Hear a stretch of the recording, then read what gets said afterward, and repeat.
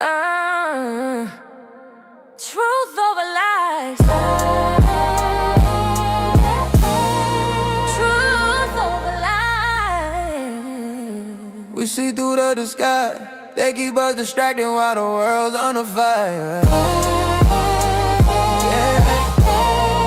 Truth over lies. Global games ain't playing. If we don't stay focused, we'll never get our land. They talk world peace, while they loading the weapons. Same script, different villains, same global direction. US pointing fingers that is well on screen, but the real war invisible, messing with minds of the people we seen. They say pick a side, red or blue, while the money keep printing and the truth stay mute. Black folks caught in the middle of a chessboard play. Entertainment distractions keep us arguing all day. They don't want unity, they want noise. They don't want leaders, they want angry boys. Scrolling, debating, beefing online, while rapper per action get better in the headline.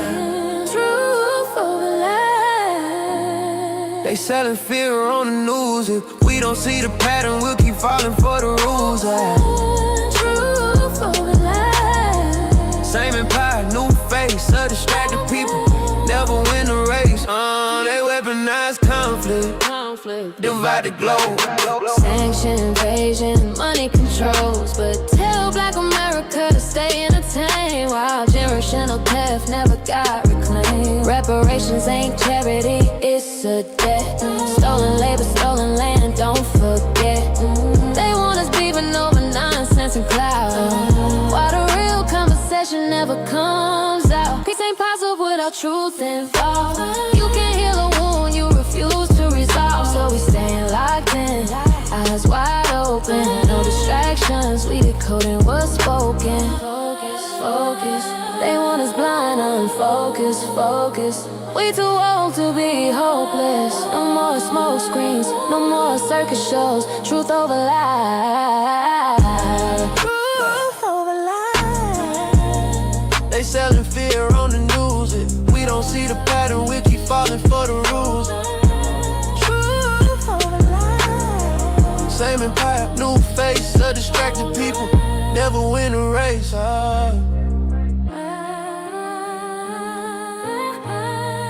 Truth over lies. Mr. Walker, truth over lies. World politics, black focus, no distractions.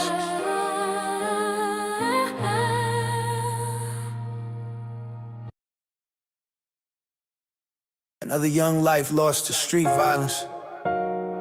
Yeah, this ain't entertainment, this is intervention. If the truth hurts your feelings, it probably need to be said. Truth over lies, we don't glorify pain. At the streets trying to break them chains. Quarters in mindset, grown men talk. Lead the YNs before they chalk line walk. Truth over lies, we don't glorify pain. At the streets trying to break them chains. Quarters in mindset, grown man talk. Lead the YNs before they chalk line walk. Truth over lies, this real, no cap, no cap, no crash outs, no throwaway stats, waste that. OG's back, put order in place. Say to you, left the streets, left the cave. Yeah, I seen talent die for an Instagram stare. Wine chasing clout, no plan, no prayer. Street code outdated, nobody wins. Same block, same cycle, same pens. They selling dreams, but it's really a trap. Labels love bodies, they don't love blacks. We need leaders, not shooters with aim. Need fathers and homes, not candles and names. Quarter zip weather, mind on legacy. Talk money, discipline, equity. I ain't judging, I'm correcting course. Truth hit hard, but it save you more. Truth over lies, we don't glorify pain.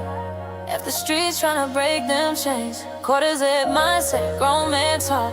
Lead the YNs before they chalk line walk. Yeah, OG talk, pull a chair, sit down. Ain't no honor in a jailhouse gown. They told you drill was the way to shine, but the real killers is time and fines. They cheering when you crash out young, and forget your name when the sentence come. We ain't anti-culture, we anti-death. Anti-mama crying, anti-breath, last left. You wanna be a man? Build something real. Stocks, trade, skill set, something you can feel. If the streets ain't hate, it's love with the spine. We tryna get you old now, viral online. Truth over lies, say it loud, say it clear. If the streets when you need you here. Quarters of vision, fit your focus, kiss. Break generational suffering. Truth over lies, say it loud, say it clear. After streets, we need you here. Quarters of vision, future focus, kings. Break generational suffering. We don't profit off death. We don't clap for destruction. We here to build men. Not bury boys. Not bury boys.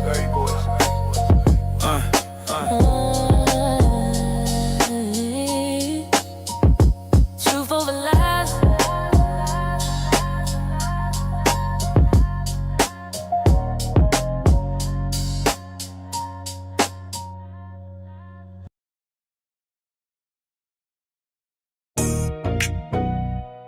Yeah. Cart before the horse productions. Gavin X Mr. Walker. Truth over lies. SBC Nation. We in here. We ain't like them, we stay on cold. Truth over lies, yeah, we exposed. From the hood, but we chose that growth. Build our people, yeah, that's the goal. Hit like, subscribe, don't scroll past. Cash App, love, super chat fast. Real talk, only no podcast. Yeah. Truth over lies, yeah, we stand on that. Yeah.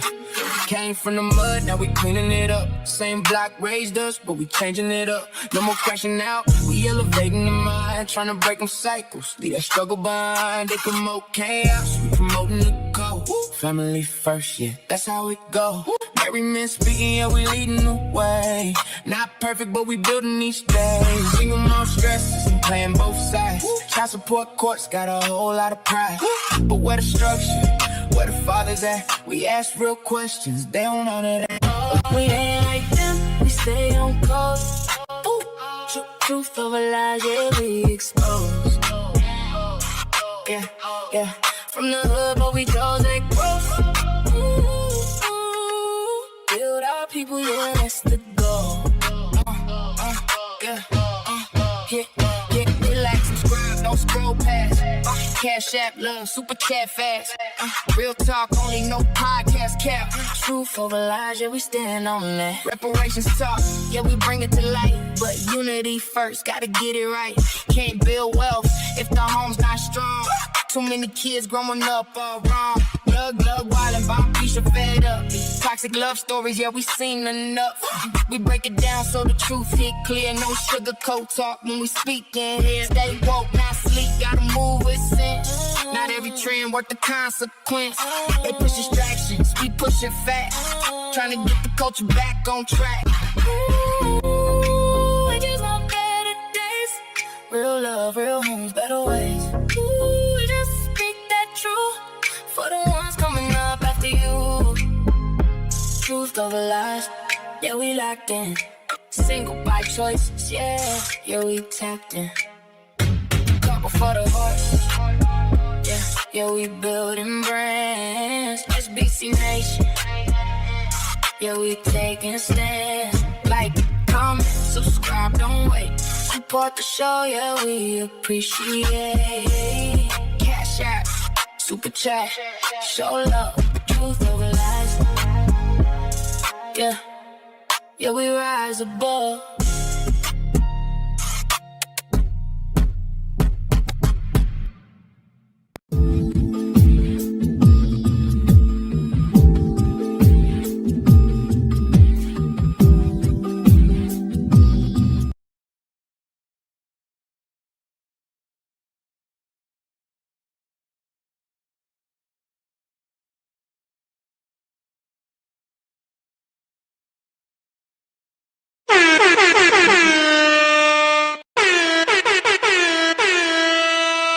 Welcome.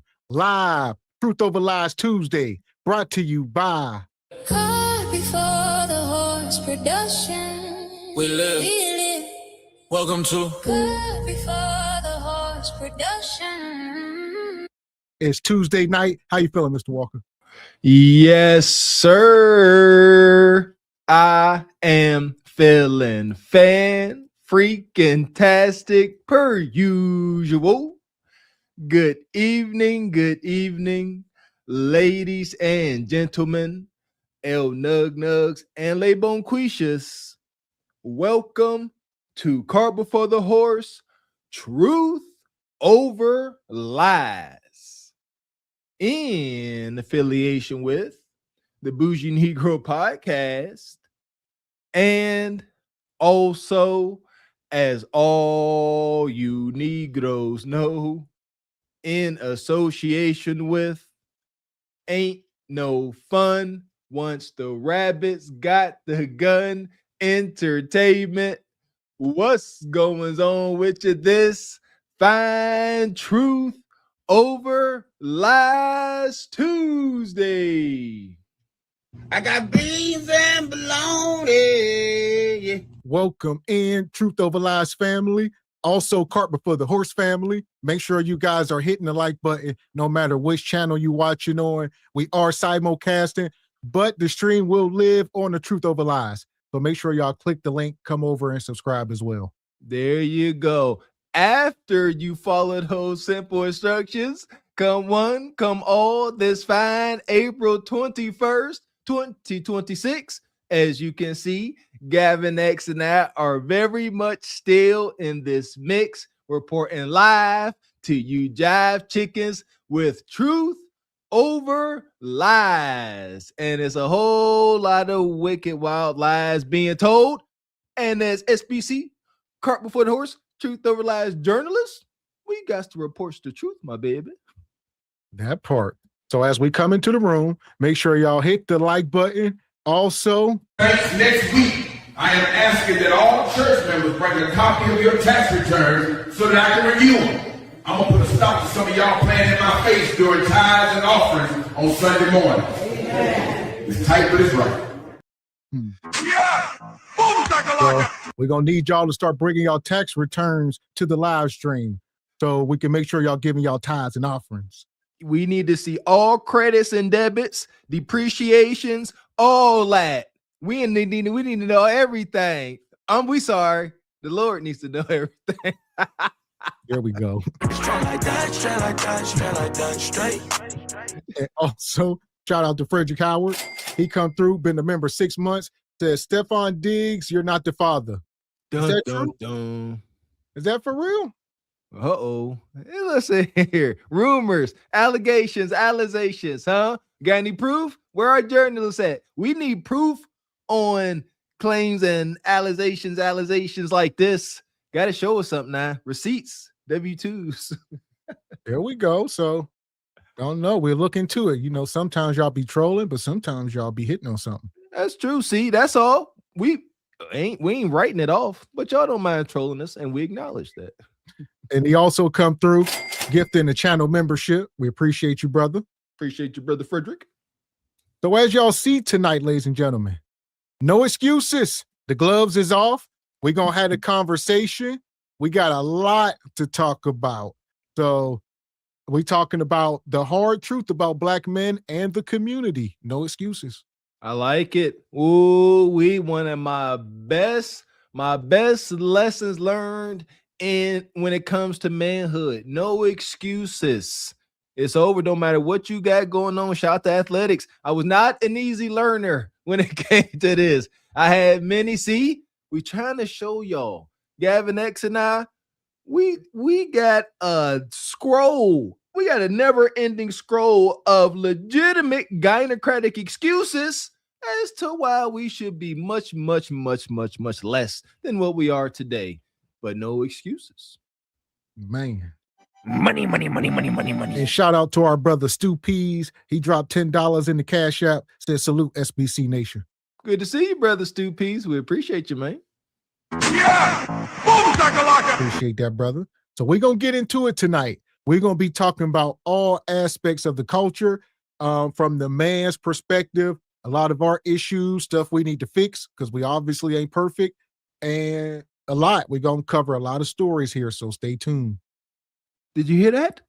Did you hear that, gynocracy? Even though day in, show out, we constantly check ourselves, you know, continue to grow, learn new things, admit we don't know it all. Did you hear that? This is not an echo chamber. We're going to learn something. Let's look within ourselves. Time to say ouchies. Might hurt. So here we go. We're going to start with one of the more toxic parts of the culture, which will be the hip hop sector. All right. And we got Rick Ross. He going in on 50 Cent after revealing 50 had no money. Oh, boy. So, as y'all know, they still beefing to this day. You know, cease and desist ain't never been nothing we been big on in lawsuit like that. 50 Cent sued me before. We beat his, kicked him to sleep in court, sent him back home. He was poor. When we pulled up his banking accounts, I felt bad for him. I really did. But, you like that? Go ahead and laugh. Look at the camera. Let the camera see it. Let the 50, they laughing at you. Make sure y'all Google that to see what that went like. I kicked dog to sleep. But nah, I made my lawyer pull up his finance. Nah, it was bad. Oh, really? Nah. How bad? It was bad. They made sure I wouldn't say nothing about it. I can't say no dollar figures, but it was nah. Nah, nigga was in an apartment. So Rick Ross say he was poor. When we pulled up his banking account, I felt bad for him. Two things is true. He can have LLCs and different corporations set up. All right. You could have pulled up his personal bank account information and maybe he don't got much money in it. You might have seen a couple thousand here, a couple thousand there. And you're like, he poor. I could say that's kind of ignorant. I agree. As it should not be too much liquid in your personal bank accounts. That is foolishness. Yeah, you got to be like Money Making Mitch off of Paid in Full. I'm broke, baby. I'm broke. I ain't got nothing. What's the struggle? What they say? Trying to prove to Uncle Sam you only made $7,000 this year, and at the same time trying to prove to the bank that you made $250,000. 2-bedroom. I felt bad for dog. I was like, I know that bought a 2-bedroom just for their puppies. Guess not. Once again, granted, he said, "Oh, we pulled up Discovery. He got no money in his bank account. He live in a 2-bedroom. All right, that's the address he gave you. That's where his mail goes. You know, like you said, you don't know everything. So the dude got all that property down in Louisiana, studios. I'm sure he got different mansions, maybe in the name of his company. That's how they move. It ain't gonna be under their name, as it should not be." Again, like you keep hitting the nail on the head, mistakes, ignorance. What is this though? What is it with our culture? We know as a culture when it comes to social economics, we don't have the best grades. We got some of the worst grades for whatever reason. We ain't going down that rabbit hole. But a lot of us got to get it out the mud. A lot of us have subpar standards of living. It is what it is. Why? I never understood this. Why folks got a problem saying I ain't got that money? I'm broke. I ain't never had a problem saying it, I guess, because it was true. Like, I ain't got it. I remember like when I was younger, my boys were like, hey, let's go to Miami. Yeah, let's go to Miami for spring break. I'm broke. You know, yeah, I could charge a credit card, all that dumb stuff, come back home in debt, depressed. I ain't got it. I used to call it financial punishment. Try it. Gotta hustle hard. Gotta hustle every day. The biggest boss, Ricky Rose, and I got a business offer for the Diabolical Genius. I read yesterday that Young Buck's catalog is worth $725K for the entire catalog. Cool. I can only assume that Lloyd Banks is worth about the same. So I say, thank you. So I say, let's make it and then keep it simple. Throw Tony Ayo in there. I'll give you 1.5. And let's say, I don't need the entire G-Unit catalog, but beg for mercy. Let's keep it simple. I'll give you another $500K for masters of that. So that's $2 million. I'm making a business offer to the Diabolical Genius. It's $2 million. Both. And let me know, Diabolical Genius, let me know if you want the wire or you just want the watch and the pinky ring. It's the same thing. You let me know. Luke Belair Toast. Let's do some business. So they still trolling each other to this day. And he trying to buy catalogs. I want Lloyd Banks, Young Buck, all right, G Unit, I'll give you $2 million. I don't know what this flexing is about. Like I say, I don't think 50 is really broke, so I don't know. Absolutely not. 50 could never be broke. Like you say, Miss X, folks are, what do you call it, slave, but prisoner of the moment. What you mean 50? If not, absolutely not. Individuals like 50, they play this smart. 50 ain't no 50 smart. He got the show Power. Y'all just seen the show. I never even seen it. What make y'all think 50 Cent broke all of a sudden? He dabbling in NASCAR. This weenie measuring contest makes no sense to me. Like, y'all out here going private jet for mansion, for private estates. Like, it's how much more money do you need, man? Give me a couple crumbs. I'll be good. That part. And like you said, one thing about 50, his money is not in his name for many reasons. You know, one of which is he got baby mamas and child support and different issues. Y'all seen, who was that? One of them guys got married and they found out all the stuff was in his mama's name. A lot of athletes do that. And they get divorced and women try to go after them. Like, look, all the businesses and all that's in his mom's name, the houses. And so a lot of these guys will go to extra length to cover their butt because they have to when you got that kind of money. You are a fool to have so many assets and liquid in your personal name. It's up for the taking when it comes to certain things like litigations, whatever the case may be. And as far as liquid, you know, what's the standard protection on the bank account, you know, protected by the, what is it, UDIC, whatever it's called, that organization that it has insurance on your money in the bank. It's only like $250,000. So you got $1 million in a personal bank account, which is ignorant as heck, and they only insuring a quarter of that if something happens. See what I mean? Ignorance. Oh man. Yeah, get that money, money. Gotta get that money, money, and I'm gonna get it.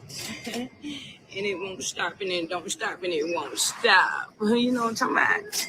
Shout out to Omni Design Studios. Come through sponsoring the show with a 50 ball.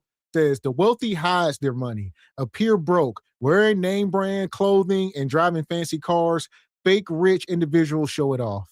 Come on, talk about it. It's a science to it, but for the most part, you are 100% spot on. It's ignorance. Appreciate you, Omni. Appreciate you, brother. Always coming through. Mm-hmm.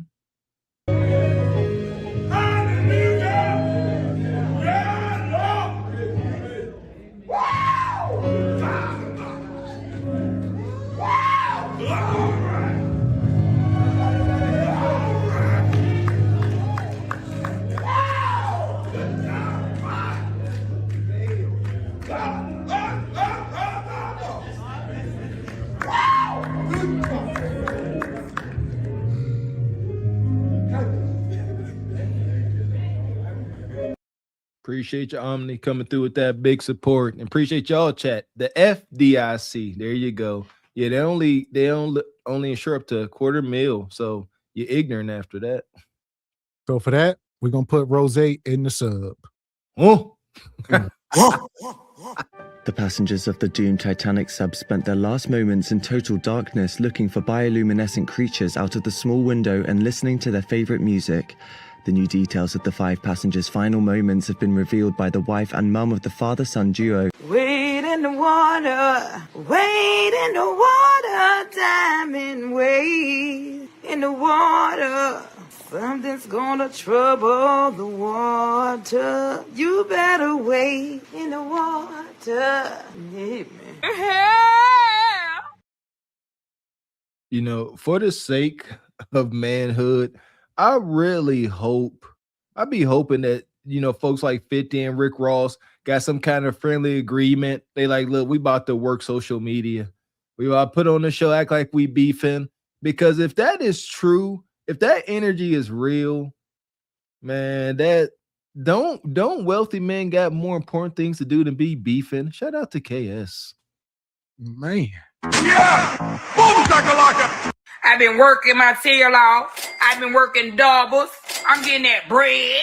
I'm getting that check. I have me a car in the next 2 weeks. And will. Sure will. And then after that, my house. I'm a hustler. You hear me? I ain't gotta go dig. I ain't this broke person that everybody keeps talking about. I go get it. I ain't lazy. I take care of my kids. Shout out to Omni Design Studio coming through with the honey bulb, sponsoring the show. Says showing blessings today. God has blessed the righteous ones today. Woo! Somebody's better say amen. Appreciate you, brother Omni. Blessings to you and your family as well, brother. Thank you. Man. Straight like that, straight like that, straight like that, straight. So I'm trying to see if we can find a drop for you here coming through showing all this love. There you go. Yeah. Typically, shout out to SBC. Love y'all to the moon. Typically, y'all drop 100 and y'all let us know what drop y'all vote. Who started that? Who was the first person over here to make a righteous donation, then put the drop, recommended drop at the end? Who was it? Was it EV? Sound like some EV mess. Here we go. So you showing us blessings. We gonna show Bonquisha some blessings. Hit the like button. Now listen, I know if I go to Kroger's, if I go to the high grocery store, I ain't gonna be able to get that much groceries. I ain't gonna be able to get that much groceries if I go to the high grocery store. I went to Family Dollars, right? That's what you do when you broke. That's what you do when you got nothing but $700-800. You go to family. So that's what I thought. But the jailhouse raised me, so I'm thinking I'm doing something. Y'all, I went to Family Dollars. I went and got the off-brand nutty bars, the off-brand oatmeal cakes, the off-brand Salisbury steaks, the off-brand oatmeal. I went and got everything off-brand because I thought I was putting some food in the refrigerator. Don't y'all know I took $360-some worth of food over her house, and she told me, my son, don't eat this shit. This fake ass food. Do y'all understand how this shit still ain't registered to me today? It's still not registered to me. I ate syrup sandwiches, bitch. I ate noodles with no packet. Cereal with the canned milk. The powder milk. No milk. Waffles, no syrup. Jelly. No jelly, nothing. Oatmeal, no sugar. And you complaining about these Salisbury steaks? And all you gotta do is put some seasoned salt on the motherfuckers. Put some seasoned salt and some black peppers on the motherfuckers. And some onions. And they motherfuckers bounce back. And you make them a sandwich. And you talking about fake nutty bars. Yeah! Shout out to Omni. We appreciate you, brother. Hey, listen, y'all laughing and joking. He was preaching. I felt that in my soul. How dare you turn down this Family Dollar food desert cuisine? Talking about you don't eat these ain't nutty bars, but they peanut sticks. All right. Listen, I felt that y'all laughing because y'all ain't never experienced Camp Merc, Pod Merc, absolutely no Merc. Been there, done that. Salute to the OG. Oh, that was wild. Bonquisha said, my kids don't eat that. There lies the problem. You bring some shoes over to the house. My kids don't wear them. It'll just be some off-brand Nikes or something. Kids don't wear that. Where is Air Jordan gliding through the air, Ninja? And that speaks to my soul too. Do you know what it feels like to go buy 2 pairs of shoes for $20? Huh? Do you know what that feels like? That's $5 a shoe.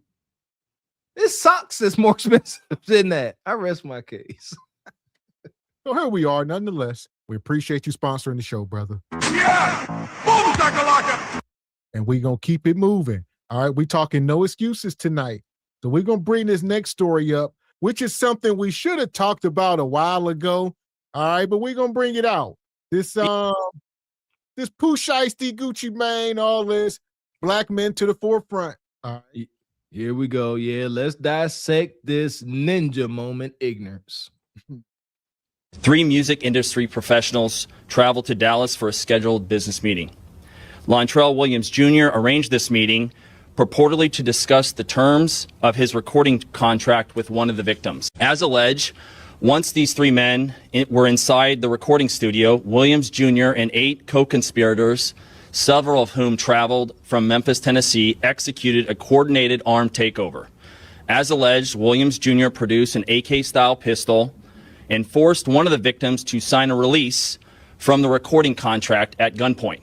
The remaining conspirators displayed firearms and robbed the other victims of Rolex watches, jewelry, cash, and other high-value items.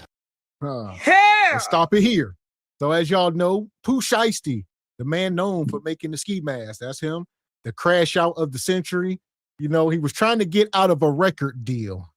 All right, he said Gucci had him in some 360 slave deal that he signed when he was young and unaccomplished. But now he's older and much more accomplished. He's somehow still locked into that deal. You know, it's just been a part of music industry forever, for going back to the Temptations and beyond. So it's always something. Got to be more careful when you are signing a contract, young man. So, and here we are. So he's trying to get out of it. And Gucci say, nah, I'm going to keep collecting the majority of these funds. You going to keep working and I get the biggest cut. And his way of doing it was pulling out firearms on your boss to do that. I mean, it's essentially is your boss. Yes, a ninja moment. They ain't pulling out the straps on the Spielbergs and the Lutz and the Weimenheimers of the world. Y'all know what I'm talking about. But you're going to pull it out on your own brother.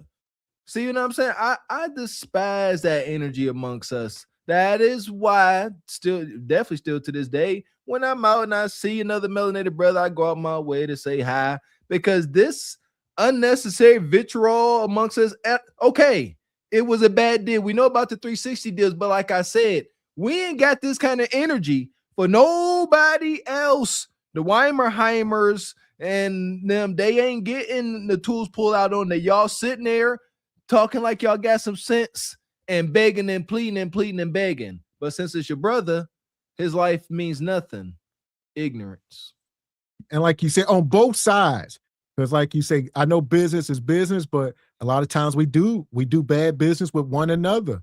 You know, even going back to P. Diddy and the Locks, it was a similar situation. And they was locked in that deal forever before. Diddy didn't let them out of that till like a couple years ago, whatever. So they was locked into that deal forever, and they just stopped putting out music because they refused to work for him. So that's a route, or you can, go independent. So I guess he had the Locks as a group, but they would do independent stuff, and I'm sure he still got a cut of that. And you see, it's what it is when you're locked into these deals. And it's unfortunate, even going back to NWA with, Eazy-E and Jerry Heller. And shout out to Ice Cube and Dr. Dre, who got, Ice Cube left first. So Cube was the first one, like, nah, man, these are slave deals. The white dude taking all the money, him, we doing all the work. So it's been going on a long time. I agree both ways. And that's one of my biggest gripes as melanated folks. We as Farrakhan said, acknowledge, study the palm colored people's ways, so they're very successful, but we need not mimic the darkest corners. We need not mimic that. The shiesty deals, let's build amongst one another. He's still a wicked Viking, man. Let's not adopt any of his characteristics, to be honest. And I would say the biggest part of all of this is the hip hop culture is rooted in a lot of ignorance. So there ain't too many hip hop artists that are especially melanated brothers that's coming from these millionaire households to where they got attorneys and stuff. And when they signing these deals, no, a lot of these people like Glorillas, they coming out the ghetto. They do, no Merc. All right. and somebody put $250,000 in front of your face in that moment, you like, hell, $500K, like it's $500,000, you know, and here we are 5 years later, you done made him 25 million and you still only got that 500,000 you ever collected, you know, or you got to go on the road and do some shows or something to try to make some money, but everything else, he's getting a cut, even when this dude was in jail. So Pooh Shiesty, as y'all know, he spent 5 years in prison, just got out. So the whole time he was in prison, Gucci was advertising his music. He said he wasn't sending him no money on his commissary. He wasn't looking out for his family. He was just exploiting his music and taking all the money. So he got out of jail and he hot. He mad. Well, was Gucci obligated to look out for his family and all that? You know, he wasn't broke. I seen a little bit of the footage when they went into his house. He had all fancy luxury cars and stuff. So the bread was there. I'm just lost. 5 years. Do we need to talk about being freaking institutionalized? Well, what did he go to jail for 5 years for? This dude is young. He only like 25 years old. Holy what did he go to jail for? I believe that he robbed somebody. So he was already on at this time. This was maybe during 2021. He was already on with Gucci. He was blowing up. And what did he do? He robbed somebody, I believe, for a pound of herb. Even though he said he had $40,000 cash in his pocket, he like robbed the dude for the, and it's on camera and it's a whole deal. He got caught up. He had legal firearms and he went to jail for that. And he could have easily paid cash for it, but he was still in that street mentality. He robbed the dude for it. 5 years. These be little sawed off brothers, man. I don't know. They be institutionalized if you ask me. All unhinged. These ain't regular folks. I know some of these sisters might like, a little bit of light skin privilege. There you go. So he pewed him too. Was he pistol whooping or something and it went off or something happened? But yeah, he pewed him, robbed him, took the herb, all that. And the whole time he said he had $40,000 or $50,000 cash on him. Just didn't want to pay for it. Didn't like the dude or whatever happened. And this is Bonquisha's type. This her type. She thinks she can fix him. She want monogamy from this man in particular. Yeah, amazing. So shout out to Tony Davis, been a member 3 months. Says, boy, been eating mystery meat. Pray. Shout out to Tony Davis. One of the victims was actually choked by one of the defendants to the point of near unconsciousness. Defendant Wright barricaded the studio door with his body to prevent the victims from escaping. The ringleader of the conspiracy, Lontrell Williams Jr., was on home confinement at the time of the offense, as alleged for a prior firearms conspiracy charge. Let's talk about it. Like I said, he just got out of prison. He was on house arrest. He had a damn ankle monitor on and still left the city of Memphis with an ankle monitor on and went to Texas and pulled off a crime while on house arrest. All right, he wasn't even completely out of jail. You still on that in-between phase. And he went down there and committed a crime. They was riding Greyhounds and trying to cover tracks. Like, it was one of the dumbest things ever done. And who was in there with him? His daddy. Yeah! And that's why I say black men to the front of the congregation. We got to, granted, I mean, his dad ain't a good example, obviously. We ain't vouching for, but he was in the room. He said, I couldn't do nothing. Hell, they was tripping. I couldn't stop them. He said, this your son. Why was you there in the first? Hell. Pathetic. Absolutely. We cowardice. We seen this growing up. These ninjas ain't worth a fiddler's den. Gets on my nerves. What's the probability that Pooh Shiggity's parole officer is a woman? I say extremely high. Don't know. Just throwing that out there. Shout out to my uncles. I seen this game. Like you said, how is he all the way? He states away with this monitor on. I done seen allegedly allegations. I have seen these dudes get out of jail, look and act like Pooh Shiesty got motion, and they hunching on them. And they like, yeah, they hunching on the parole officers. Like, I'm telling you. So let's see how that develops. We're going to see if the parole officer was woman or male, because how you states away with an ankle monitor on. So there we go. It's very unclear. I'm not sure if he got permission because this was a business meeting. So I'm not sure if he had permission because, like I said, they all met. I don't know if he So I'm guessing maybe he got permission to leave to go have a business meeting with his boss, but they didn't know he was bringing all his cronies. Like I said, they got in there and started locking the doors and start choking people out. It was a bunch of Gucci was in there with a couple white boys, a couple camera guys. He wasn't in there with no thugs. In there with, the camera boys. And they was in there, choke one of them dudes, nearly unconscious, they said. Just sitting there taking people watches. They took Gucci's wedding ring, his chains, all that. Gucci had at least $500,000 worth of jewelry on him, at least, if not a whole meal. Yo, again, we talk about this. They didn't feel that energy. This ninja walk in, or was it just instant, stick them up, stick them up? Yeah, so he say walked in, and they was in there, and he asked Gucci, let's go into this other room and talk. And him and Gucci went in the room, they locked that door, and then the other dudes was out in the other room with the rest of the people. And while they was in this room, them people was in the other room getting stuck up the whole time. They was getting laid down for everything. Yeah, it all went down. So. Diabolical. And the dad talking about he didn't know nothing. Y'all had to have this conversation on the way there, how y'all was going to carry out this. He couldn't stop him. He couldn't stop him. Like, I'm over it. In conviction out of the Southern District of Florida. Towards the end of his prison sentence, he had been granted home detention. Part of the terms of his home detention were that he would not commit another federal offense or possess a firearm. His father, Lontrell Williams Sr., is alleged to have helped plan and execute the federal kidnapping as charged in the complaint. And as described further in the complaint, within hours of leaving the Dallas studio, a number of the defendants were on social media displaying some of the items that appeared to be the jewelry that had been robbed from the victims. Can't make it up. So after they hit the lick, they go back to the hotel room, start going on Instagram. Look, this is Gucci's chain. Look, I took his wedding ring. Look at all this new jewelry. We got all this ice. I mean, institutionalized.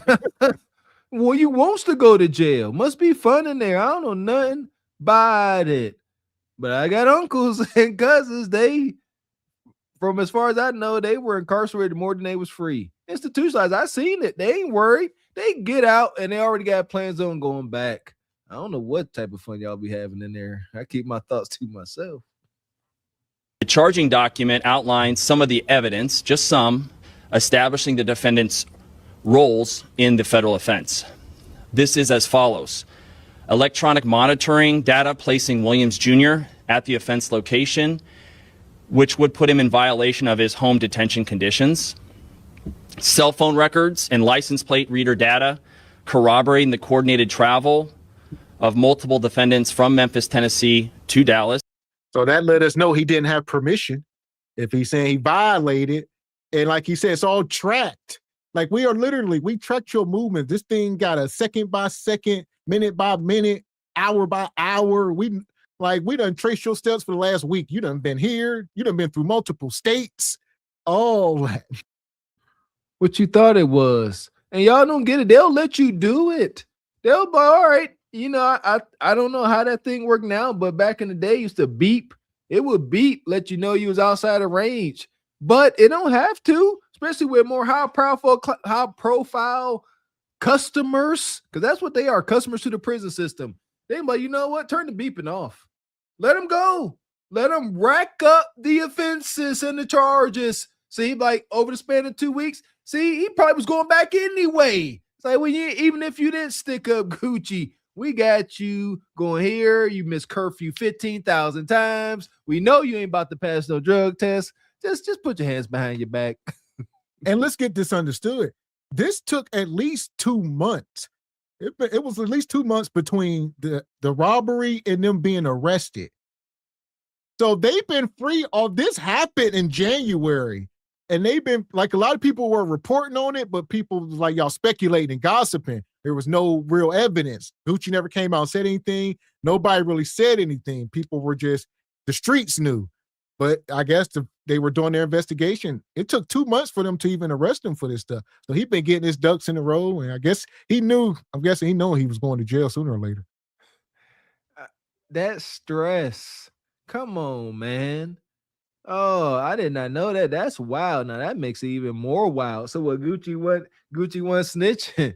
Gucci said, I didn't know snitch. I know I've heard that. We're gonna get into that. But okay, interesting. That's crazy. Huh.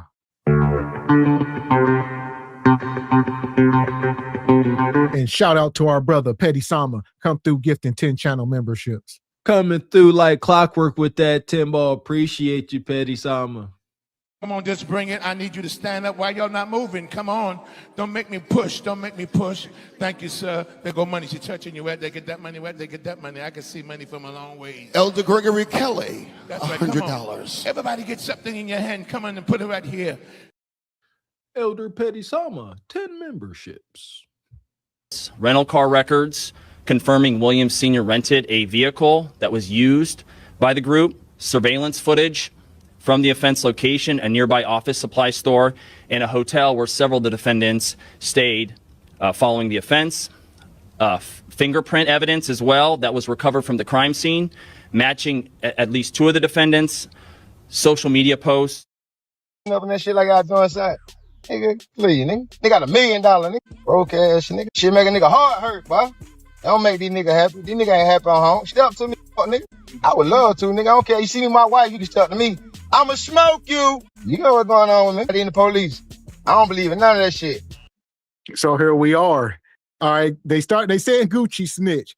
So as y'all know, the affidavits and the testimony has came out, and like they said, they got records, and they got him listed there as RD, so Radford Davis.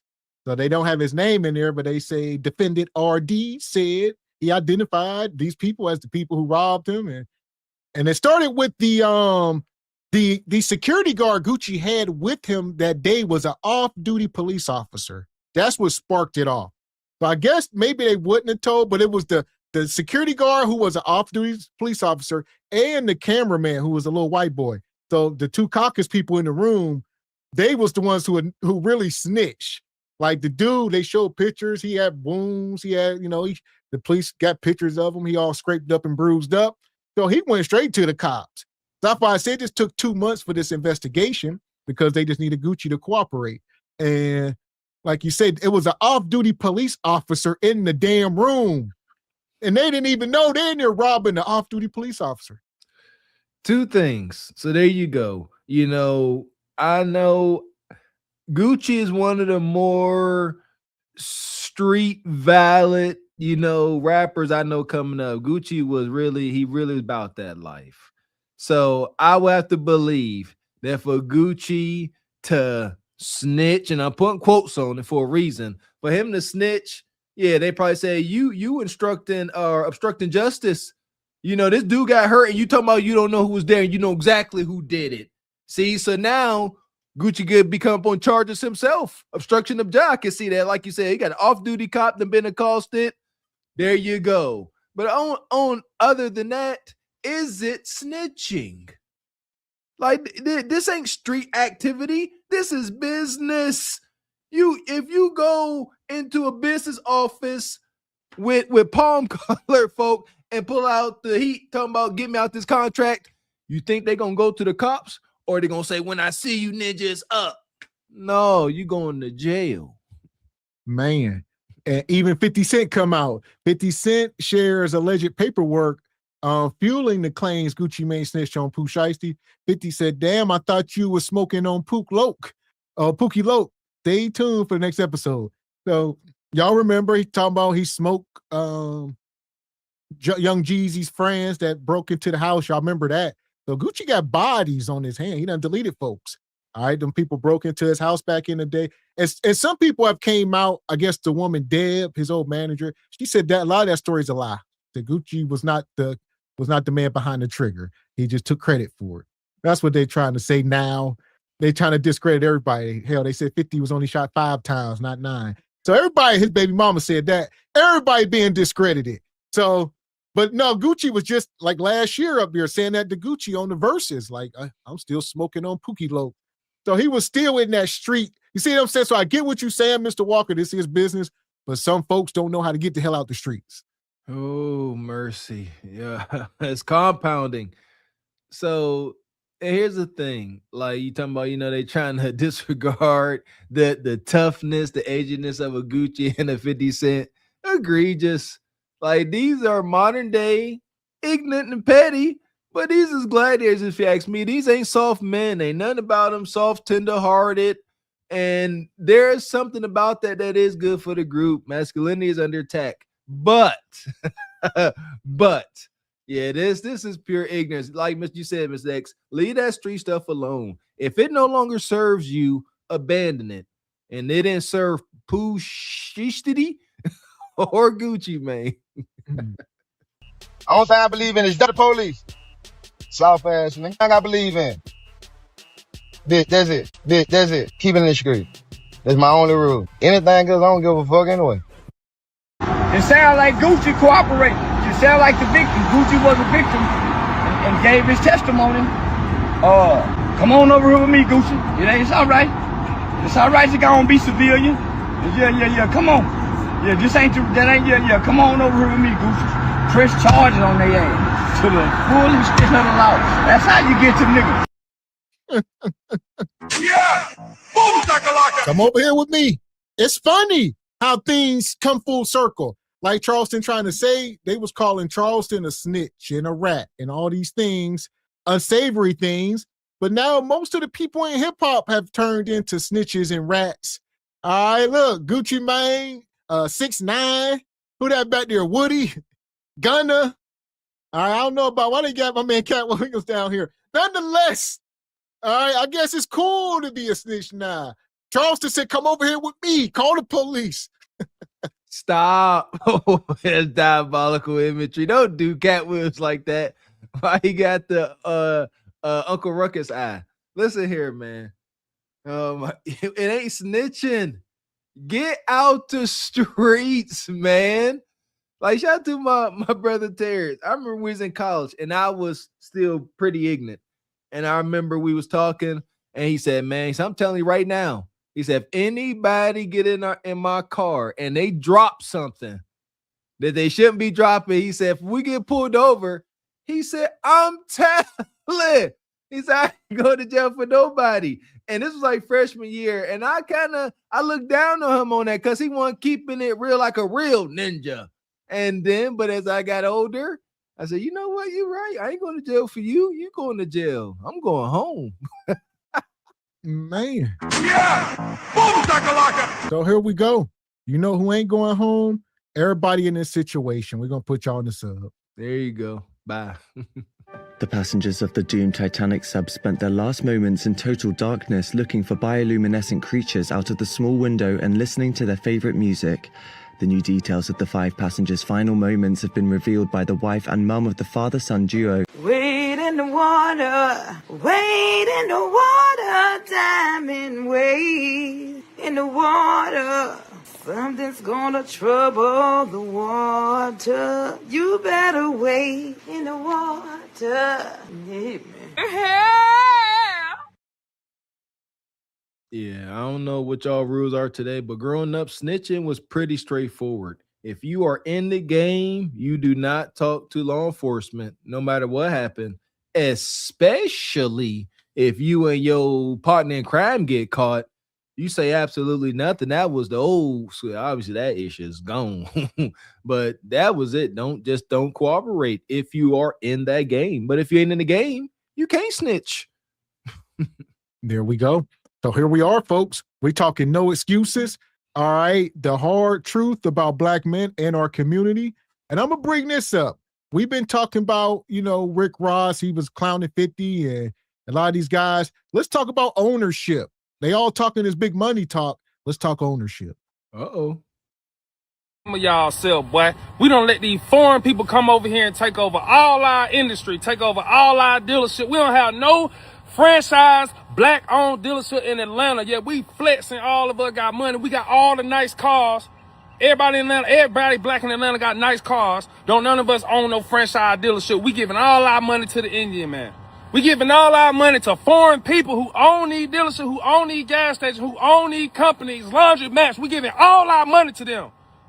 You see what I'm saying? We giving all our money. These folks don't even know how to speak English, bruh. We giving them all our money, bruh. We need to take that back. We need to take our black dollars back. There we go. So we don't really own nothing. We participate. Shout out to Malcolm X, rest in peace. They will let you participate, but they will not let you own. We've been talking about this. And he said, they say black people run Atlanta. No, we still the Atlanta slaves. The foreigners and the whites own Atlanta, and we sold it to them. And currently giving them their money back, but buying all our stuff from them. So yeah, even like these hotels, like he said, these gas stations, all this stuff owned by the Indian man, the foreigners, Middle Easterners, they own more stuff than y'all think. A lot of these dealerships. And he touched on something. He said, we don't own anything, but we got all the nice cars. That is pretty deep, because think about that. The only thing that we can easily own is what? Shout out to Big Gut Mommy and Peach McIntyre. The only thing they will willingly let us own is a liability, not an asset, a building, a storefront. No, you got to go jump through hoops and pray you have good luck to get those. But if you want to come buy this $125,000 Cadillac Escalade liability, come on in and get yourself something cool to drink. We got to stop that. Cars are liability. They're junk. Stop it. Let me know in the chat. How old is your car allowed to be in ATL? Because he touched on that. Y'all laugh at each other if y'all car 2 years old. That's wicked. And the stuff that we do own in Atlanta, it's all the same stuff. We all own restaurants, chicken spots, maybe a hookah lounge. All right, maybe a gym, right? It's like the same stuff. But when they come to the real money, they won't let you get involved. Like I said, the hotels, the dealerships, these gas stations, some of this bigger stuff. There you go. Hotels, little motel. Yeah, baby. Y'all turn the hotel into the Carter now. We need to take our city back. This our city, bro. Go in the city, you see us. Go try to buy something, you see them. Only thing we want to do in the city is entertain folk. That's the only thing we want to own. We want to own a film building, film studio. Like, that's getting money in that mud every day. These folk getting money every day.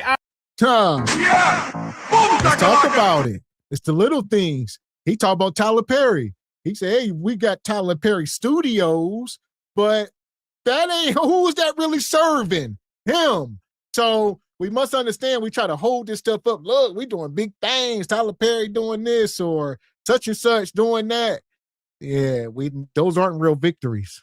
Thank you. Who are those things serving? Like you said, a movie studio. That ain't helping the children in mass. They ain't helping anybody in mass. That's for actors and stuff. My goodness. And we all done seen the wild allegations that came out from that studio. Come on with some schools. Like you said, get something real. Own some restaurants outside of chicken shacks and wing stops. Can we do that? Like, let's just think about it. I understand obstacles, red tape, hoops to jump through, but he preaching. Every day. These folk getting money every day out of us in our neighborhood on stuff we need because we don't own it. We don't want to own it. We get our money, we leave. We go to California, we leave the state.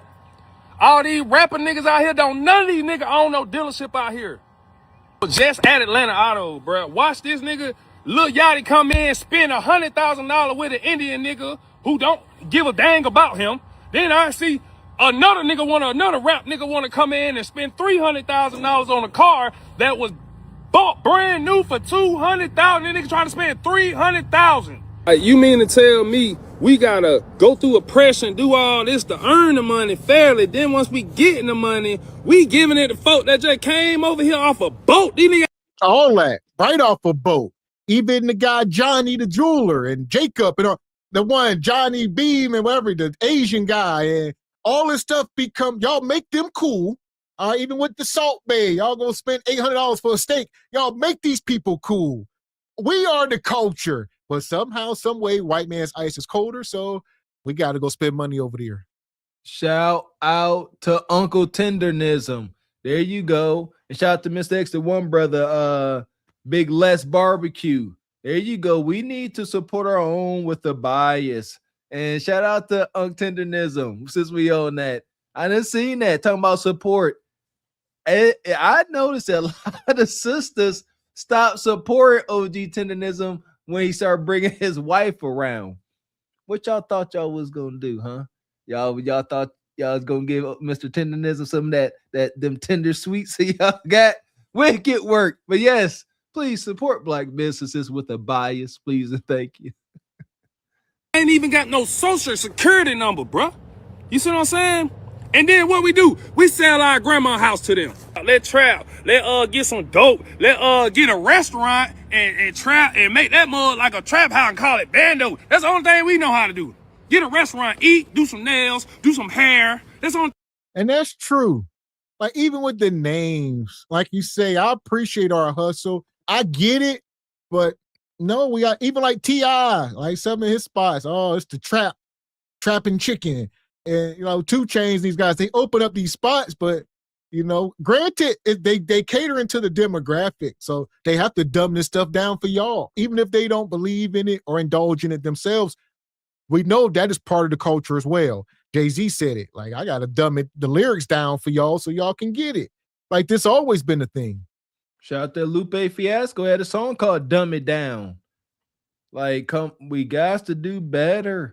That's all. Give us some suggestions. What do y'all think would be some more empowering business ventures? Shout out to the brother, what's John Hope Bryant. We as a people, we need to let our ego go and stop trying to start something new, something fresh all the time, especially whenever there's high risk involved. We need to start exploring the idea of taking on already established businesses. Look into the brother John Hope Bryant. He be preaching about social economics and things. Eat, do some nails, do some hair. That's the only thing we know how to do, man.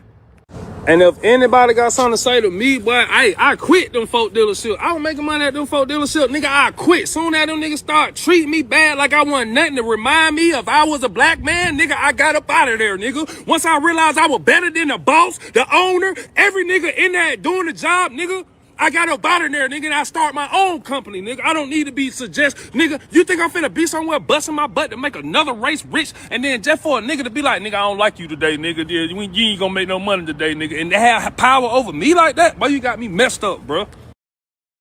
So that part. So here we are. He says black people are addicted to buying things. Other groups are addicted to controlling things. Rest in peace, Malcolm X. They will let you participate, but they will not let you own. That's just still true today. That's it. Shout out to my father-in-law. I urge everyone to follow suit as I did. Anytime you're about to make a big purchase, some expensive clothing item, jewelry, car, house, ask yourself why, and then answer that. You say, I want this new Mercedes. Ask yourself why and answer it truthfully, and you will be surprised. A lot of folks buy things to try to impress other folks that don't care about them. If you come to that realization, like, I only want this purse, so Joanne can see me carrying in the office, you buying it for other people's adulations, and a lot of us do that. Check yourself. Man, so for that, we're going to put all the ignorance in the sub. Bye. Gone. The passengers of the doomed Titanic sub spent their last moments in total darkness looking for bioluminescent creatures out of the small window and listening to their favorite music.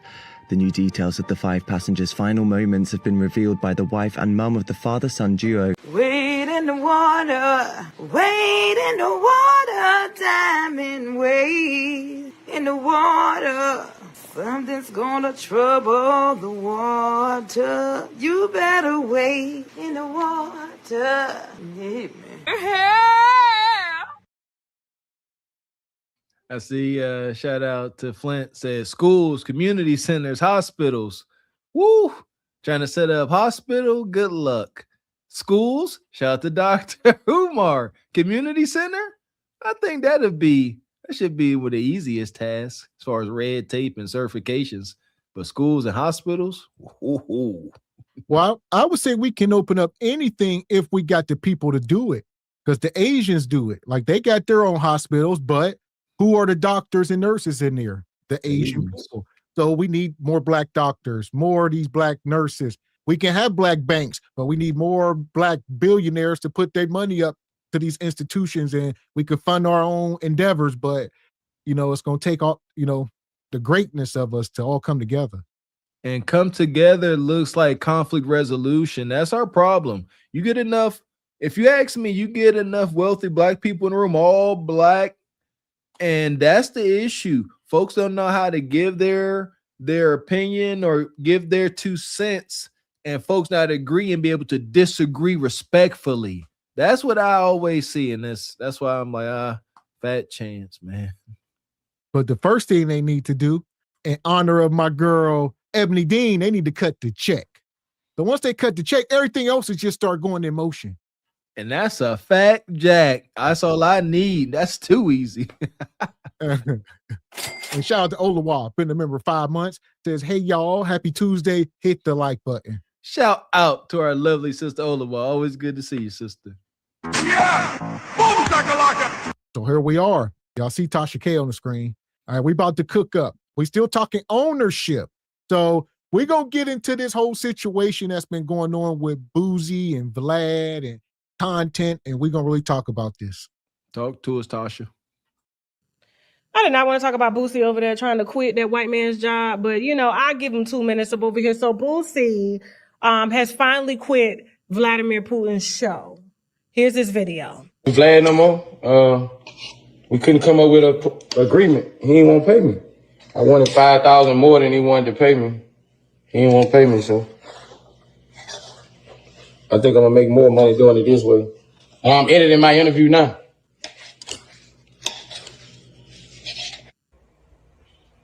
I don't know what time it is. Let's talk about it. Uh-oh. So Boosie has finally woke up and decided he doesn't need the white man any longer. So Vlad was only giving him $10,000 an interview. He only wanted a $5,000 pay increase. And Vlad said no.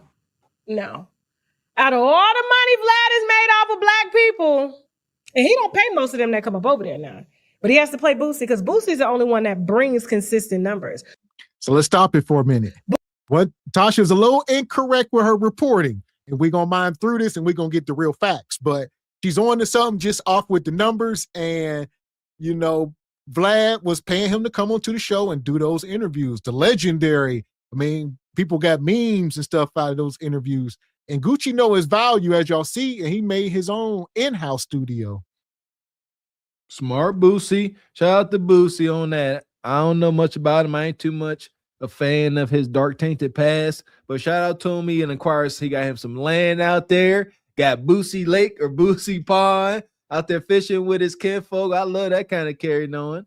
Now, he done got the nerve and bravery, if you ask me, to step away from white man's table. Vlad, I was just talking to my barber about that. I can't stand that Vlad. He stayed getting them young rappers up there to snitch on themselves. Yeah, they was doing it, but he was definitely enticing it. Shout out to Boosie. Do it on your own, brother.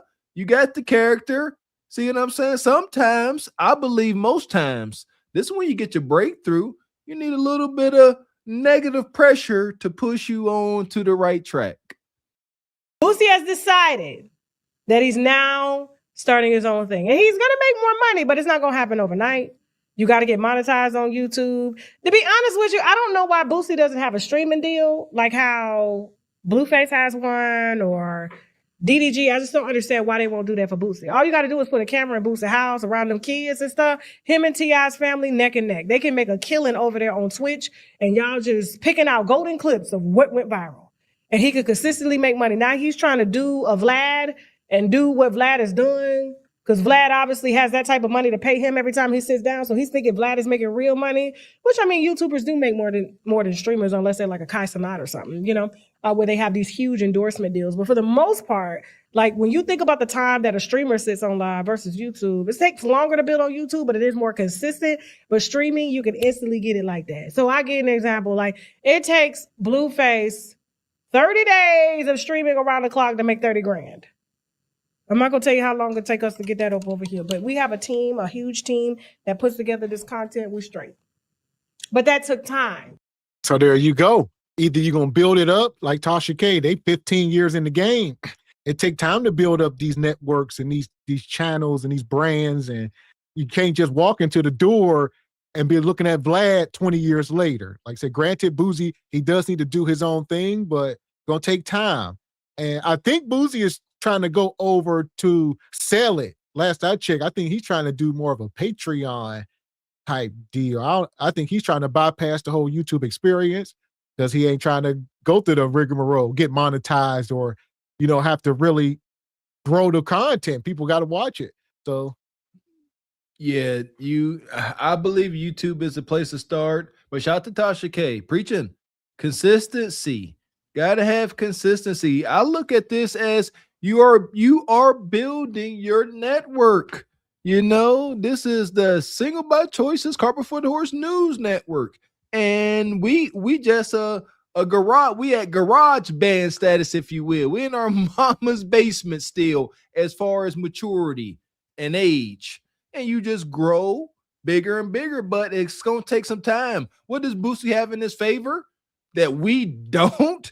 And Tasha didn't have when she started? Celebrity. So he does have that glaring celebrity. It will be easy to get people over to wherever he's going.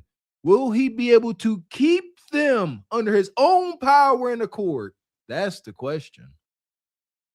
We've been doing this for 10 years. You see what I'm saying? So is Vlad. Vlad has an ecosystem. It just runs. But Boosie is clearly streaming material. You just like to catch him when he used to go live and have them do them twerk offs and stuff like that. It was entertaining content, but Meta said not today and deleted his page. So he's been on his best behavior. So he knows what content is good and what content is not. And every time he takes to his live to say that he ain't raping women and he ain't taking vagina and his wife ain't underage, this is stuff that he needs to be responding to on Twitch or on Kick. And they'll give him a gig. They got Charleston White down there. They're gonna give him one too. Him and Charleston White neck and neck, doing the same shit. Moving on. Hey, y'all on social media trying to make this like it's a beef between me and Vlad, bro. Like, that's my motherfucking guy, bro. Like, I can call Vlad right now, bro, and we'll laugh about shit, bro. Like, me trying to find a, you know, better way to make more money out of my interviews. I'm a hustler, bro. Like, if two people can't agree on something, that's what people do. Like, it's nothing, man. It's no big deal at all, bro. Like, call Vlad right now. We're gonna laugh this shit out, bro. Like, but me, you know, trying to hustle and make more money if I can, that's what hustlers do, bro. Like, I'm never satisfied, bro. Like, if I can try to find a better way, I'm always try to find a better way, bro. It ain't got nothing to do with me and my relationship with my partner, bro. Like, it ain't got nothing to do with it, bro. Like, I don't see why y'all upset, bro. Like, y'all love our interview. I don't see why y'all upset, bro. Yeah, so yeah, Gucci. I mean, why you come out, Boost? Why you come out and do this in the first place? Nobody knew anything about it. You the one who went live and said, "I ain't doing Vlad no more. He don't want to pay me what I want." And it's like you open up this can of worms. Granted, for a reason, because this is free advertisement for whatever your next endeavor is. I definitely understand it, but don't sit up here and act like you don't know why people up in arms. Thank you. Not just Boosie, everybody, every Nug Nugget Bonquisha up here giving their social media testimonial and confessional. There will be fallout. In Boosie's case, there will be a social media firestorm, which you were looking forward to. And that's the thing. We ain't knocking the social media firestorm hustle. But don't be up here acting like you see, don't act like you didn't know what was coming down the pike. I don't see, but it is what it is. It's a social media hustle.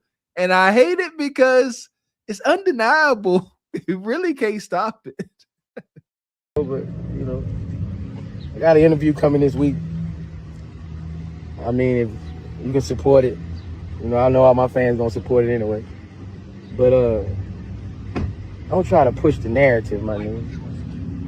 Like, me and Vlad good, bro. Like, I'm just hustling, bro. I'm trying to find a better way, bro.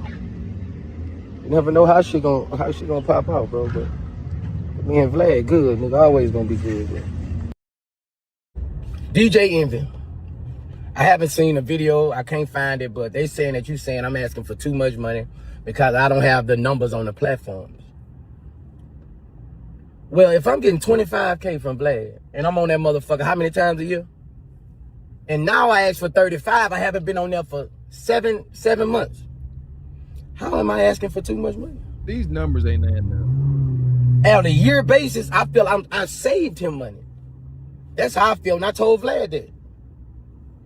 But for you to say that I'm asking for too much money, you're not looking at the yearly rate to what this yearly rate would be.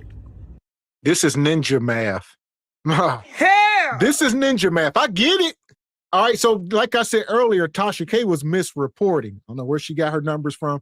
She was saying 10,000, but Boosie say he confirmed, and we're gonna pull Vlad up. I believe he confirmed as well that he was paying Boosie 25,000 per interview. And Boosie said he was doing multiple interviews a year, maybe 3, maybe 4. That'd be around 100 grand. But Boosie said he ain't been on there in 7-8 months. So he been saving Vlad money because he ain't been doing interviews. So now that he ain't been on there in 7-8 months, he want to up the price. He want 35 now because he been saving you money because he ain't been even coming on. Ain't been so frequent. You know what? I see what he's saying, but you can't word it as I saved you money. That's what's wild. But back to the wonky math. I ain't the best, but he said Vlad did not want to give him a $5,000 increase. Now, here in this video, you say he pay you $25,000, but you want $35,000. That's $10,000 increase. So it's a little more here. Like I said, I'm gonna let this keep going, but those numbers are accurate. I'm gonna let this keep going, and they're gonna explain it.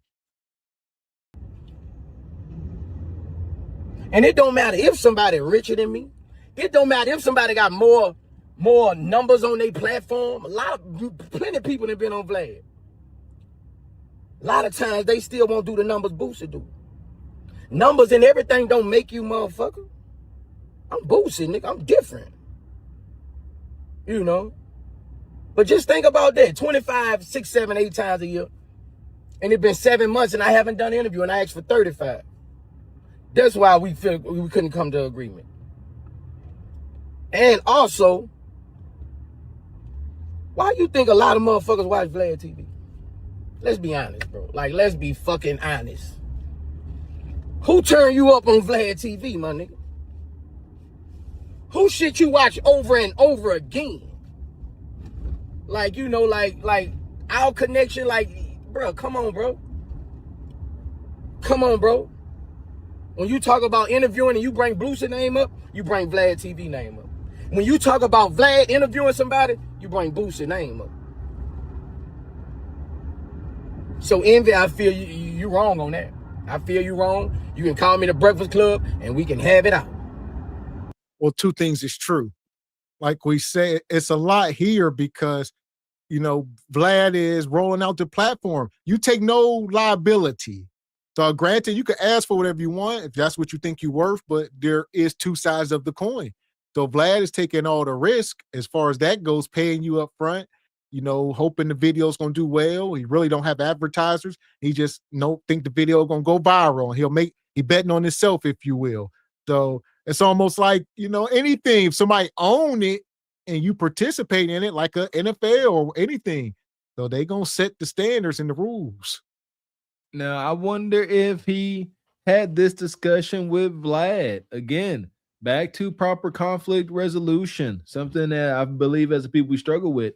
Did you, with calmness, say, you know, Vlad, I see it, you know, as, you know, my name and your show go hand in hand. You know, we are intertwined here in this business deal. When I come here and do these interviews, I give extreme value. Your probability of going viral off one of my videos is extremely high, extremely probable. Did you talk like that? Or did you say, man, you ain't called me in 7 months, man, so the price is up? And, you know, and Vlad, being who Vlad is, you know, funny with the money, you know what he is. He's like, yeah, you can't extort me. Vlad said, my folks does the extorting. I will make you understand.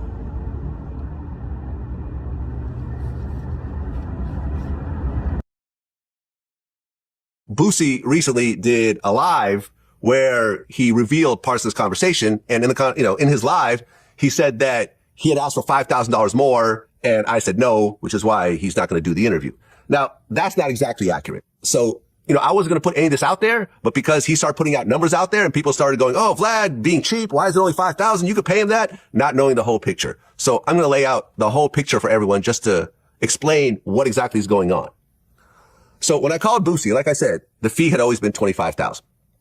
He said, I want $40,000. And I'm like, fam, I can't do $40,000. That's just putting me in the hole in a situation like this. And he was like, well, I'll go as low as 35. And I'm like, man, listen, I might be able to do 30 after I run the numbers, but 35 is definitely out of the question. But let me go ahead and run my numbers and actually see what's going on. So I went back and I looked through the last, 5 or 6 interviews. And I looked, and the profit margin on each of these interviews was around $10,000. So I showed him the numbers. I sent him a spreadsheet showing him my back end numbers. And I'm like, bro, the most I could do is 25. So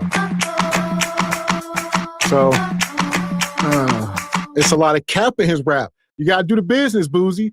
So Vlad is saying he done went back, looked through the analytics, and there's only about $10,000 of profit margin, meaning he made 35 off the video. All right. So he's saying he made 35, he paid you 25, and he only made 10. But the thing is, you are selling your intellectual property over to him, Boosie. So that's where it all lies at. Like Vlad can go back and look at 6 months worth of data, even 12 months, granted, but this is evergreen. So you own the rights to Boosie's, he's a celebrity. So you own the rights to that intellectual, even once he passed away. Let's say Boosie passed away or something happened to him. That content now becomes 1,000 times more valuable. It's going to go viral again, even if it's 10 or 20 years from now. So the content ain't going to never stop making money. In fact, it's going to make you more money on the back end once these people pass away or go to jail or something happened to them. So Sam, there you go. We can participate, but we can't own anything. We need to step away from a upfront dollar amount. That's where we get stuck. So like Miss X just explained, all right, Vlad, Vlad broke down the numbers. Ain't enough liquid to cover your upfront demand. But how about, all right, let's stick with the 25K or let's go down to 20 since you said it ain't doing that well. I ain't here to extract. So let's do 20K, but let me get some kind of, intellectual property ownership, something, whatever it looks like. You see what I'm saying? Some kind of royalties. But we want that bread up front. I don't know who I saw breaking that down, but yeah, once you get to a point, Boosie rich. You should not be worried about 25K up front in my hand. No. Yeah, let's work on the back end, ownership, royalties. There you go. It's a double-edged sword. Like I said, Vlad taking all the risks, so you should have entered into a partnership initially. Let this go on too long. And now Boosie got a Patreon, I believe. Last I checked, I think something popped up today. So Boosie has a Patreon, and he's going to be shooting his own stuff and uploading it to Patreon, and he figured he can make more money that way. He's going to have to F around and find out. It's possible. It's very well possible on the Patreon. See, that's hard. That's a hard initial sale. Yeah, it's my understanding you want to work social media, Instagram, YouTube, whatever, and then get people over to a Patreon. Good luck with that. Like I say, he's been dropping little shorts, little 1-2 minute shorts. Hey, little entertaining bits. Hey, so video dropping on Friday on the Patreon. So like I say, he already got the celebrity status, so he ain't got to go through a lot of process that regular people got to go through. So people know what they get, and they know the product. They've seen him on so many interviews. You know what the product gonna be. Shout out to the rise of the podcasters. Everybody, come on over to YouTube land. We all float down here, Boosie. You're asking for 35. your traffic has been dipping over the years. You've gone from about 6 million to about 5.5 to about 5 and some change. So you're looking at about maybe a 10, 15%. You see, but it's not a fixed thing. So that's what Vlad trying to play that Jedi mind trick on y'all. Like, look, years ago, you used to do 8 million. Now you do 6 million. All this could be true, but there's not a cap on this content. The content will take off again. It's just a matter of waiting on the event to happen to Boosie. You know, whether he passes away or goes to jail or gets shot or shoots somebody, anything. And he going to become viral again. And the algorithm going to pick up this content and start putting it in front of you. Just because he, especially if he like pass away or something along them lines, ain't wishing it on him, but it's going to happen one day and this content will be here and it's going to resurface and get millions of more views in the future. That's a fact. There you go, Mr. X. You preaching. That's the side that folks don't understand. That's what we mean by evergreen. Once it's up here, anything can trigger videos going back to viral. We going viral again. We kind of, some of y'all really saw, but we kind of saw the whole thing unfold with Anton and Mika pulling up old videos. That was the case in point. All those old videos getting pulled up and recirculating again. That was all but dead in the water. Case in point. Decrease in views, which means a 10 to 15% decrease in revenue, as you know, but you're asking for a 40% increase in appearance fee. A 40% increase. It doesn't make any business sense because what'll end up happening is, look, Boosie's already at home, right? He wakes up, he does the interview. There's no cost associated with him, and he was getting paid $25,000. I have to fly because I don't have a studio or a camera crew in Georgia, in Atlanta, so I have to hire a camera crew in Atlanta. I have to fly from LA to Atlanta. I have to get a hotel. I have to have all the costs associated with it. And then afterwards, I have to pay to get the video edited and pay my crew and everything else like that. And as you know, with YouTube, I'm taking all the risk because sometimes videos get demonetized, right? Especially when you talk about someone like a Boosie who has, you know, he swears, he's talking about a lot of edgy stuff. And at the end of the day, I'm taking 100% of the risk. So I'm like, listen, I cannot pay you $35,000 when I'm going to make nothing. Or maybe I'm even going to take a loss. And there you go. So no matter how you may feel about Vlad, business is business across the board and not a good, it don't make business sense, according to him. Not on the surface. Like he said, he might not be here. Vlad himself, like, I ain't going to be here. You know, I might not be here when these videos take off. But your kids will reap the rewards and so forth and so on. So, but no, he like, no, I ain't about to lose in this lifetime, Boosie. You ain't about to be one up on me. So, yeah. Like I said, that's his people's position to be one up on everybody. There's senses being made.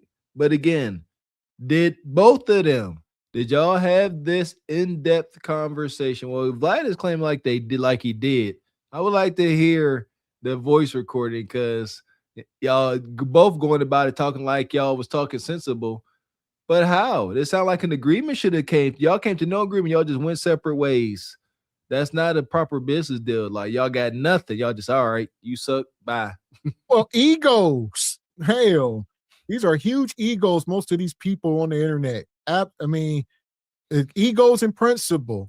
So, especially with Boosie. So, Boosie's like, Vlad, like, the most I can do is 25. Boosie went about to say, all right. When he started at 40, and said 35, then Vlad said, I might be able to do 30.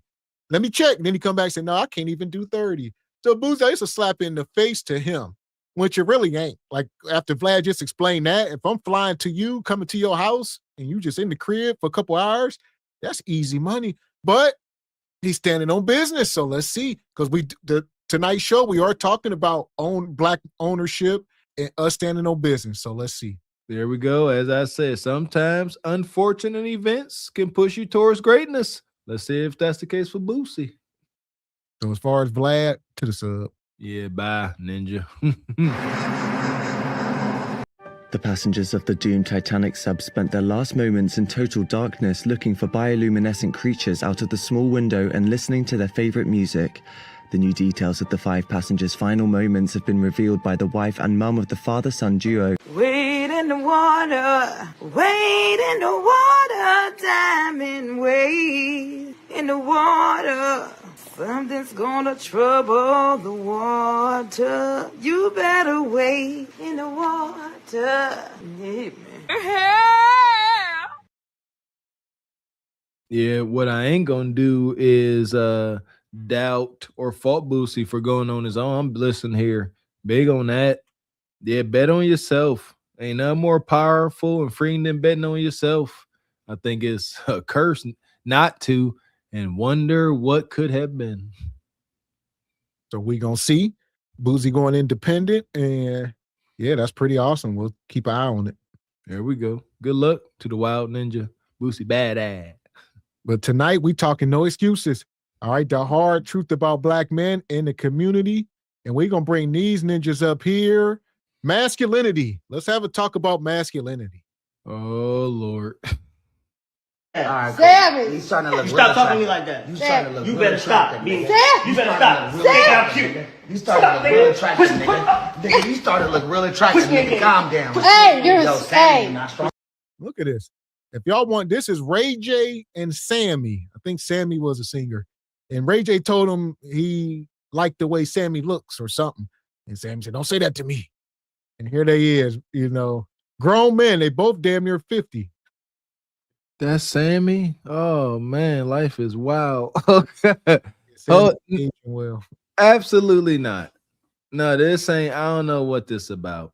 Like, you know, when we were kids, you know, the different time, you know, we used to poke fun about certain cultures, but absolutely not. There was never. This is weird energy. I don't know. Just being in the house with your shirt off around other man. Yeah. Y'all tussling at 50? Heck no. Yeah, absolutely not. Play fighting at 50.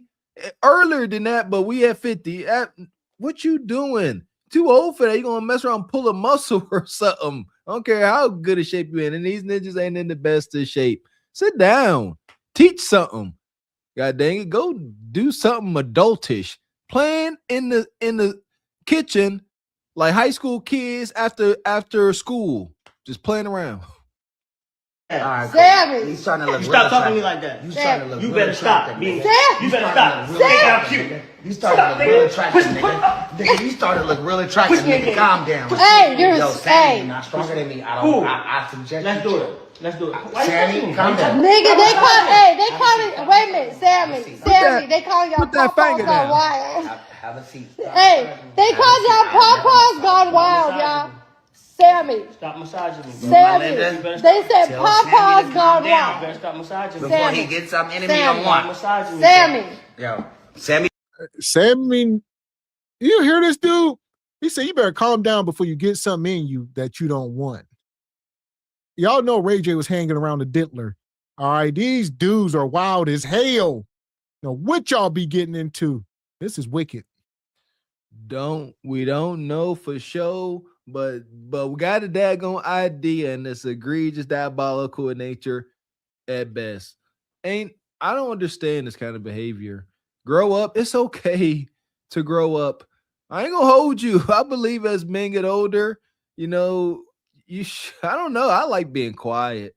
I do. This the most I talk. I ain't gonna hold y'all. I be chilling, you know, unless I'm messing with the kids, talking to the missus, but just be quiet. Be with your thoughts.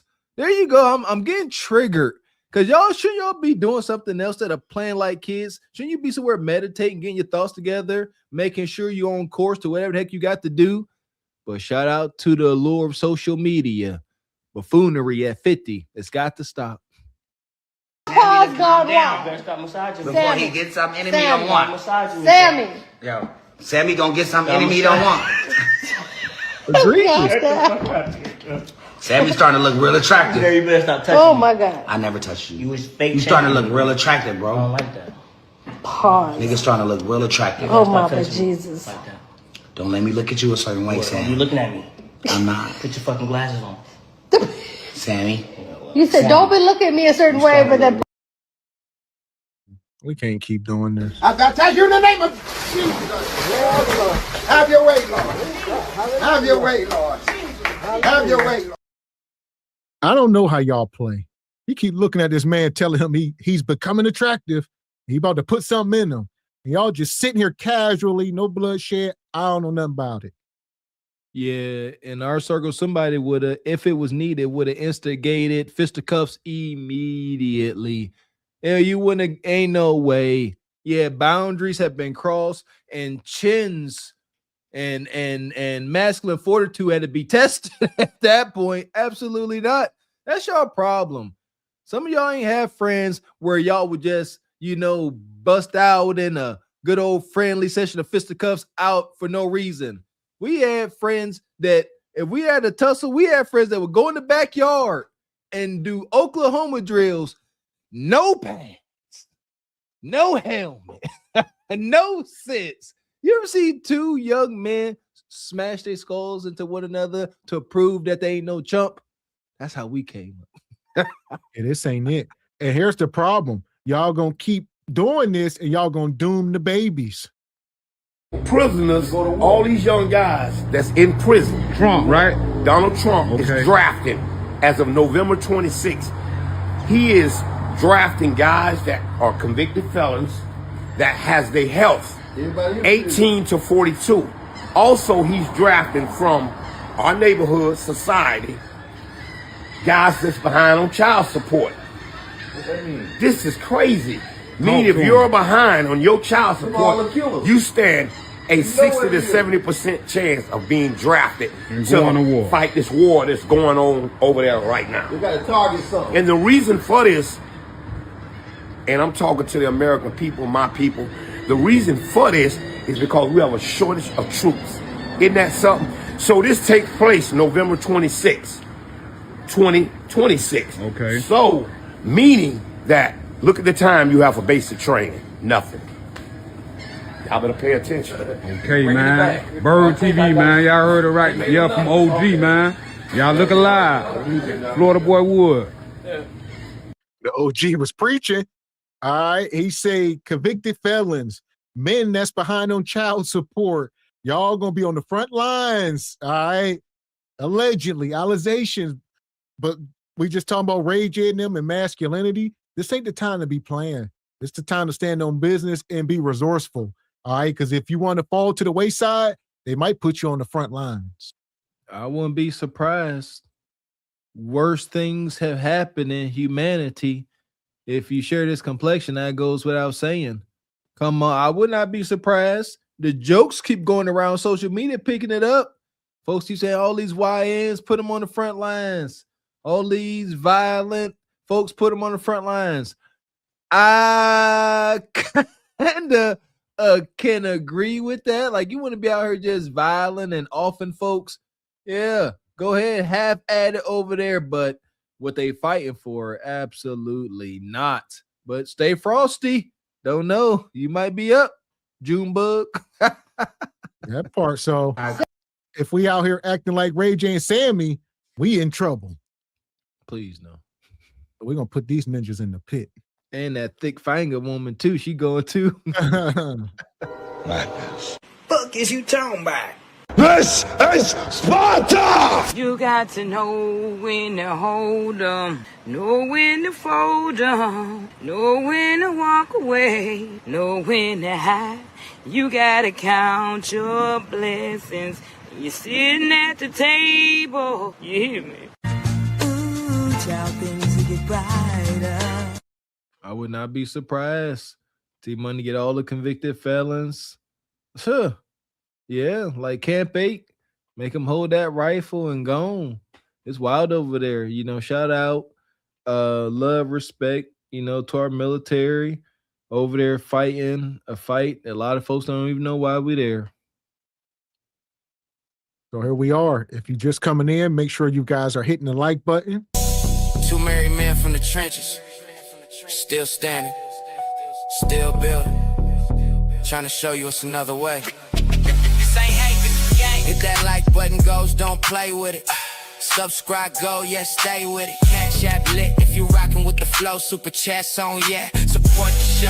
If you SBC Nation, then you already know. Brother Riggle Rumble, yeah, we shaking up the game, let's go. Hey, Brother Riggle Rumble, cart before the horse. Hey, now we running the show. Hey, hey. Yeah, we back in the building, let's go. Shout out to Truth Over Lies, single by choice Cart Before the Horse Nation. Make sure y'all hitting that like button. Appreciate y'all hitting the Super Chat Cash App. Thank you, and thank you.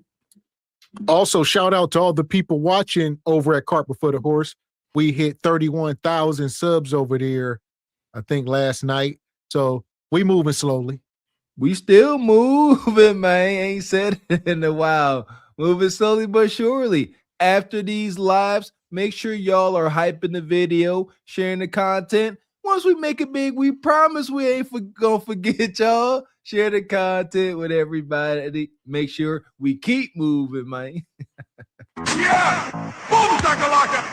And Steven, been a member 6 months. Mr. Walker, good shirt, bad face. Shout out to Steven James. So kind. We appreciate you, brother. So here we go. We talking about black men to the front. We're going to bring this next story up. Shout out to O'Shea. On April 16th, 2026, Justin Fairfax, the former lieutenant governor of Virginia, did something that was really drastic. He unalived his wife. He also unalived himself. And this became a really big shock across the nation because he was about to become possibly governor of Virginia, but he had some problems. He faced some sexual assault allegations dating from 2000 to 2004, resulting in his departure from his law firm and his calls to resign for lieutenant governor. He served out the remainder of his term. Not only that, his wife filed for divorce in 2025, and this made everything worse. And once this happened, I noticed that there was an uptick of commentary. Well, now peep game, I'm finna go to sleep, but have y'all noticed that black men have been very quiet about the Justin Fairfax situation? The truth of the matter is, BOK men don't care about black femicide. But let a woman be a divester and she gets yeeted, right? They'll be quick to talk about that. But they really don't talk about the fact that a lot of BOK men are taking out their own wives. You a lie, and the truth ain't in you. You a liar. That's a lie. First of all, we are talking about it, you bonnet head ninja. We cover it all. So, and go there. Yeah, y'all gonna stop with this feminine. Umar was up here talking about this stuff the other night. Stop giving them excuses and putting batteries in their back and causing more division. When we're trying to come together, you trying to act like black man is the big bad boogeyman and stay away from him. Y'all doing the exact opposite, especially as a man. You ought to be ashamed of your damn self. Come on. Look at this brother with the bonnet. Y'all get on my nerves. These pandering poon hounds at best, if he even likes us. It is what it is. Wild out here. But yeah, when y'all came up with this new F word, like that's, come on, y'all ain't trying. Why y'all come up with the most heinous of terms? Do you know what that is suggesting? My gosh, you know what? If y'all, it's over. I said it before. I ain't said it in a while. When these modern women said, we don't need y'all, man. We'll take the bear. Color purple is gospel. It's over. It's completely over. Find somebody to love while you still can. If you want them out there, good luck.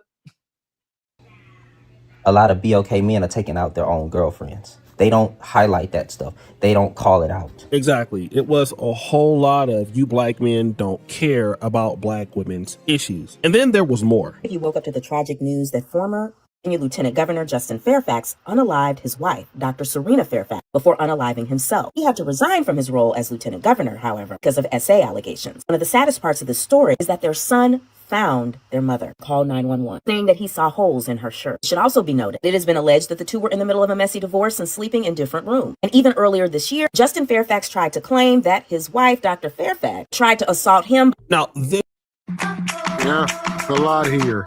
A lot here, as y'all see. Messy. So this dude here obviously has some mental issues, and he took himself out the game and her. And like I said, he was going through a divorce. Not sure if she was serving him up black pills or what was the case. He couldn't take it. So they're still in the same house, different rooms. And eventually he lost it. You know, shout out to these attorneys, you know, shout out to YouTube, because a lot of information is coming out, you know, terrible tragedy. Y'all know we call it down the middle. With that being said, like you said, don't know how this divorce proceeding was going, but shout out to these attorneys. They're telling it. whenever a wife comes to an attorney, no, whenever a man comes, he says, look, I'm getting divorced. Here's the whatever, 35, 50 wax. I just want this over with as easy as possible. But when the missus come, she say, I want his heart, soul, bone marrow, all the kids, the dog, half his favorite truck. I want his project car just to break his heart even more. And I ain't got no money. You got to go to him for it. So with that being said, I don't even know how they tried to stay in the same place going through proceeding, and she most likely was going for her soul. Unfortunate. What do we say over here to make sure this stuff stop happening, ladies and gentlemen? When y'all in relationships, y'all know what's going on. Do not conjure up demons you can't control. Being super petty, man or woman. Being super vindictive, man or woman. Because that's how these tragedies happen. May she rest in peace. There we go. And like we said, we don't know all the details. From what they were saying, he was caught having an affair. So he was an assistant lieutenant governor, I believe, in Virginia. And he was up to be a black governor in the state of Virginia. He was making his way up the ladder, maybe run for president one day, who knows? And he got caught up with an affair. I would like to know with who. Don't tell me Becky with the good hair got us again. So he was clapping somebody's cheeks, allegedly, and that's what sparked the divorce proceeding. So not sure if his wife was getting some get back on him or what. And anything is possible. Observing the way this brother, his appearance, most likely wasn't Becky.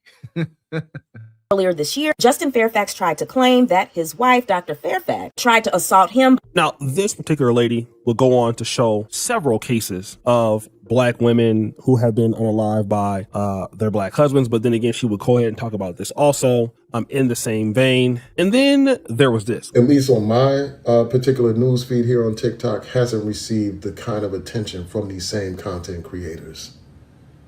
They haven't been talking about this at all. Because it doesn't fit in with the narrative that they're trying to portray. The fact of the matter is this: we need to be concerned about the plight of black women, period.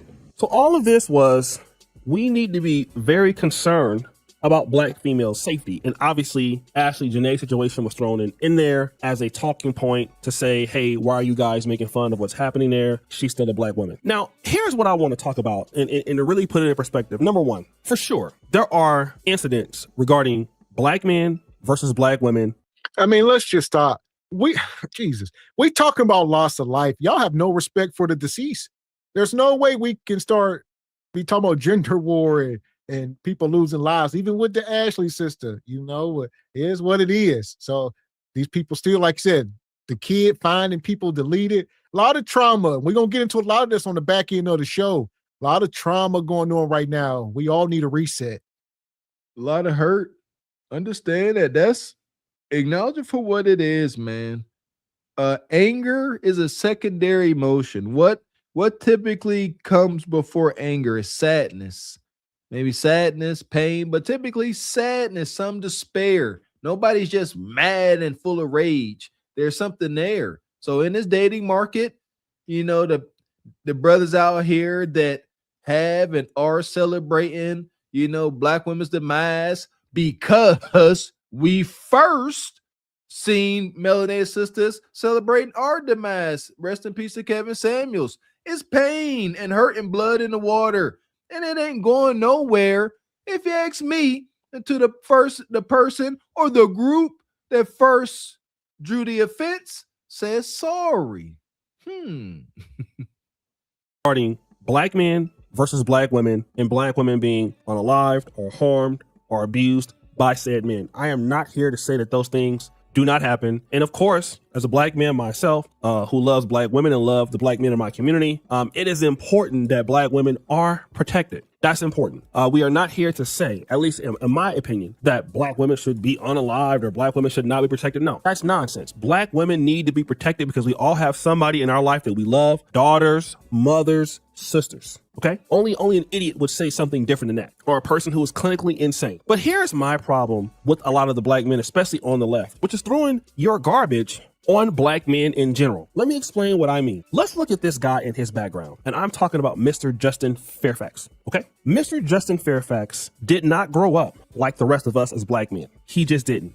Justin Fairfax went to DeMatha Catholic High School. You guys may have heard of DeMatha Catholic High School in the PG County area. It is a very exclusive Roman Catholic school. The quarterback for the Chicago Bears, Caleb Williams, went there. The school's tuition is $24,000 a year as of right now, okay? So who knows what it cost at that time. Not only that, he was smart enough to get into Duke University. Yeah, it's a lot of strange stuff going on in these schools, though. Like you said, make sure y'all tapping into the kids at home. Cause shout out to Postman. Yeah, don't shout out Caleb Williams. All right, that grown man be painting his fingernails. So did he learn that at school? Well, I guess he said his mom. So he said his mom is a nail artist and she started painting his nails. His mom is white and he a mixed kid, right? So his daddy black and his white mom was painting his fingernails. And now he still does it as a grown man. He went to this school. And like I said, this other guy, I don't know. Man, no, that ain't okay. It's not, because I would ask the mother respectfully, hey, ma'am, would you have been attracted to a young man that was painting his nails back in your day? That's how you gotta do. Shout out to KS. He used to do that. You gotta bring them into it, or their children. Once that is her son, but they're not. Kid, I'm painting my black son's nails. That's wild. What are you trying to get across? Like, what is your desired outcome of doing? They don't think, or maybe they are thinking, oh, we're bonding. This is my baby. This ain't nothing. At some point, there has to be a sexually mature male looking for women, and you got him into painting his nails. Come on with you, man. And now he's an NFL quarterback, still doing it. I don't know how he gets away with it in the locker room, but I guess it's becoming a norm. There's basketball players doing it now. A lot of people coming out, painting their nails and stuff. And it's a generational thing. It's COINTELPRO. Hell. Yeah! Boom, shakalaka! And he a quarterback. See what I mean? You can't touch him. You making my skin crawl because the coach is protecting him. I know locker room politics. Yeah. See, a linebacker ain't getting away with that. You getting hands and foots put on you. Lineman, quarterback, you can only do so much. He protected. Oh, I want to scream. Wow. And shout out to Stephen James. Says, men, y'all good, bros. I got your 6. Salute SBC ladies. Appreciate you, brother Stephen James. Appreciate you, brother. Yeah, so here we go. Yeah, monkey. Into Duke University, in which he met his wife, Serena Wanzer at the time, who ended up becoming a dentist. All right. She was one of the best dentists, general dentists in Fairfax. He was also a lawyer at Columbia University. He was an Ivy Leaguer. Duke is damn near the Ivy League. Columbia is the Ivy League. He marries this black woman who's also very intelligent. Okay. Now, this doesn't mean that they're not black, because they're definitely black, but he's a Democrat. And then he's a politician for the Democratic Party. He's the second African-American elected statewide in Virginia, following Douglas Wilder. Now, this is your guy. This is a guy that came from your ranks. Is he a black man? Sure. But this is somebody that you guys was the crown jewel that you guys have for Virginia. He's had your experience. He's a part of the black elite crew. He don't have the every. I mean, a lot of this stuff can be deep political. I know some of y'all into it. But we know Virginia is sort of a battleground state right now. A lot of political stuff going on. And all of a sudden, like you said, he was front running and sort of doing his thing. And all of a sudden, hey, he got an affair going on. His whole life come crashing out, and he deleted himself, his wife, And we know it's a lot of political stuff going on in Virginia. So he could have been some kind of pawn in the system. That's typically how it goes. But however, we got to talk about it. Shout out to Mistakes title of the show. Us men. He controlled that. He didn't have to go for the loose and the frivolous coup d'etat. He could have let it be. See what I mean? Let's talk about it. We all about resolution over here. We all control that within our relationship. Wives, forget the bases, may they rest in peace. Forget how we don't know how that relationship was, but what's the probability she was sending him out into the world satiated? Huh? Very, very is most likely not, wasn't the case. And there you go. What's the odds that, the caucus man sent the woman after him like undercover brother? They will send Becky in on you. So, and it's just hard a lot of times with some of these jobs y'all got. Like I said, they political, they working in offices, they got secretaries and women bringing them coffee and stuff. different environments and kudakata being thrown at you. Very high. My conspiracy theory self say that's for sure what happened. That she had a mission and she did it. However, if your relationship is good with your significant other and your intimacy is on point, you can have some resistance. But if he ain't touched no kudakata in the month of Sundays, little Becky come in, he got no defense. You get it? It's over. It's just inevitable. So what I'm saying is, wives, hunch on your man. Everyday experience of the everyday black man. He didn't come up in the black community with the majority of us. Hell, he has a more privileged life than most white people. This guy's a part of the black elite. His own brother, Roger, okay? His brother, Roger, went to Harvard, okay? Went to Harvard Law School. Graduated Harvard undergrad, Harvard Law School, went to University of London. So we're not going to sit back here and act like these guys are the average black man just working a regular job, deleting their wife. No, this is a democratic shield, and you guys don't have no answer for it. So now, since one of y'all guys went out here and crashed out and got messed up in a sexual allegation when he was probably defending the rights of immigrants, he was defending the rights of everybody else around the world, except. And listen, they better do an investigation. Make sure he really deleted himself. There's too much going on in the world, man. They will try and tell you. So just saying, allegations, but you know, like he said, him and his brother, these people are privileged. They come from Harvard, very astute. All right, and don't know, like I said, somebody trying to take them down. Conspiracies, I feel you. You're like, well, we know y'all rocky. We sent in the white she-devil, sent her in, she got you. Know you going through a divorce. There you go, motive. We didn't do it. They harmed each other. Meanwhile, a whole covert assault probably happened, allegedly. Around the world, except for black Americans. I'm pretty sure he was down for the LGBTQ rights. He's down for immigration, replacing black Americans, everything. Now he does something that y'all don't like. Y'all was bragging on him. Roland Martin was bragging on him. Now all of a sudden, you black men are doing X, Y, and Z. Don't put him up there with every black man. When he went to Duke University, he went to Columbia University. He was handpicked. Okay, this guy was supposed to be the governor for the Democratic Party. And now that y'all experiment failed, y'all want to throw the everyday working black man underneath the bus? So it's damn if you do, damn if you don't. So wait a minute. When the black man isn't as educated, he's not on the black woman's level. So then let me go ahead and get a white man. If I can't get a white man, let me get an educated black man. Boom, you got you an educated black man. There you go. So the educated black man, Democratic, who supports women's rights, who supports feminism. And there you go. And even that with O'Shea, we cause too much division within ourselves, man.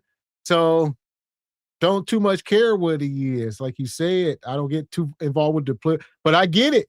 That, you know, it's a lot of division within the community just on that alone. So granted, he was a Democrat, and y'all know all that. So I guess he was with LGBT just by proxy. I guess they're like, if you're on this side, we know for a fact you for these certain rights. Little conflicting there. Because you can't climb that ladder without, submitting to some of that stuff. 100% is what it is. Shout out to the wicked boule, those that think they are better, don't want to help one another. Those of us that disassociate with our struggle. I think that, it's all on his face.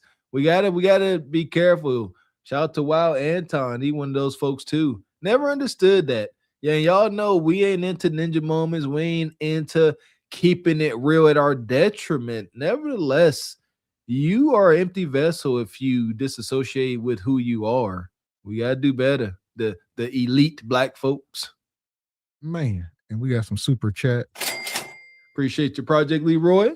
Says, keep in mind, politicians are nabbed and cultivated early to present their party at a young age. There's a reason why TP Turning Point USA is in high schools now. Holy cow. Yeah, I don't follow much of that, but you're right. They are trying to get the younger culture. It's happening. It's wicked, but yeah. Appreciate you, Sean Miller. Say shout out to Coretta King, who not like women today. She understood what her husband was to other black people and stayed down with him, even with him cheating, allegedly on the cheating. Here we go. So here we go. If you're just coming in, make sure you hit the like button. Who supports Kamala Harris, we find out that that particular black man is actually a crash out. He'll do something so drastic, he'll take his own life and his wife. Now you want to come and lecture the black community? No. The Democratic Party need to lecture itself. This is your guy. He's one of your leaders. Why can't you guys take responsibility and say, you know what? One of our guys that we thought was a leader, one of our guys who we handpicked and felt that he was going to be able to do something, in all actuality, he was a loser. In all actuality, he pretended like he cared about black women. He pretended to care about the communities and all that stuff. But no, what we found out was he doesn't. Okay. And we tried to elevate him to possibly be big in the party, but he messed up because he got these assault allegations that may or may not have been true. And so what he did was he couldn't handle it. His wife got tired of him. And instead of just being a man and respecting her wishes and going on about his life, which he couldn't do that, he decided to go ahead and do something that drastic with his kids there. And you know what? It's our fault. This is the everyday black man's fault, because the everyday black man never had a chance with her. She was a part of the black elite class. She went to Duke. She went to dental school. She was wealthy, and she was tired of him, an abusive, probably man that we propped up in our party as a leader, and it's our fault. And we look really weak by trying to lecture you about somebody we propped up, about somebody who was supposed to be your example as a black man. He was supposed to be an example to us. There you go. So it's seeming like he may have been a plant, you know, about the Boulay, Roland Martin and them, and all of that. They were trying to prop him up. Maybe he was going to be Kamala's vice president or something when they run. I don't know. But they was trying to move him up and make him the next black president. Is it possible? I'm dreaming here. Can we get like somebody really black in the White House? Like, you know what I mean? Like, for real. No, absolutely no hatred or malice towards black folks like this that grew up with a good mom and dad and inherited trust funds and went to private school. I would imagine a lot of us have those hopes and dreams for our offspring. However, like, you know, if you put a little bit of soul in there, man, you know, we maybe get our daggone reparations. Yeah. Full FBA black, you know what I mean? A more educated, more reformed ninja like me or Mr. X. You don't want to put me in the White House. I ain't gonna last on that. Oh, but something close. So here we are.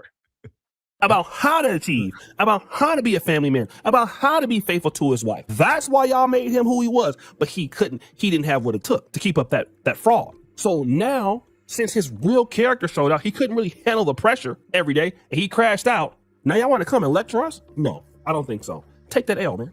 And there's plenty of other people that are in y'all. And there you go. Absolutely not.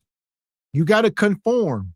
All right. They won't even allow black men to coach NFL football teams en masse because you too black, and the owners don't resonate with you, and they can't go golfing with you.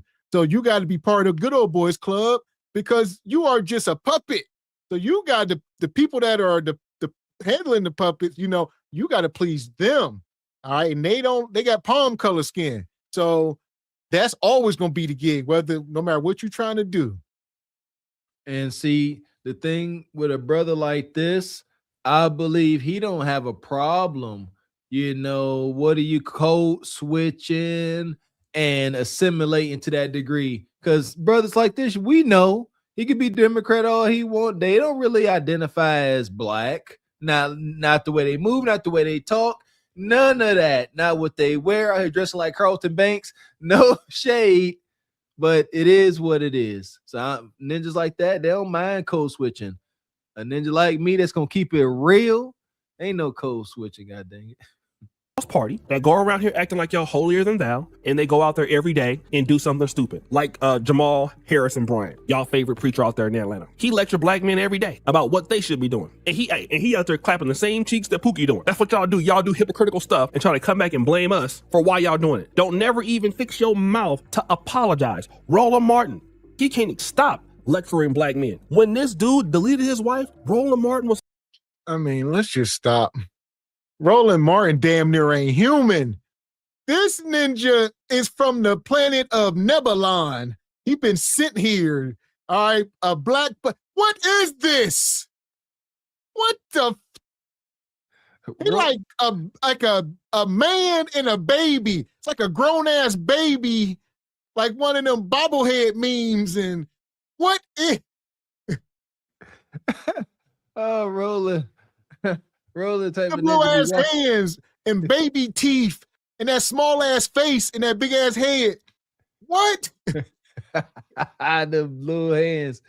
Roller type of ninja walk around his house in white socks, tidy whities, and a t-shirt on. Listening to what's her name? Gail Weathers. some old disco music. Yeah. Ick.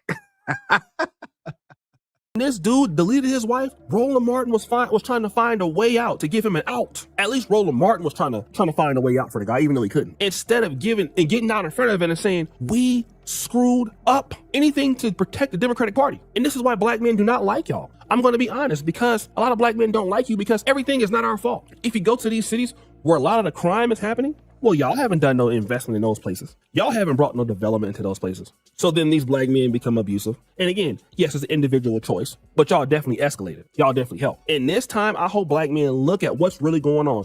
They're going to blame you for what they did. It's disrespectful. I'm going to tell you right now, it's disrespectful, and y'all need serious help. And this is exactly why black men is mocking y'all every day. Y'all are becoming a joke. Y'all are becoming a joke. I saw Mayor Brandon Scott.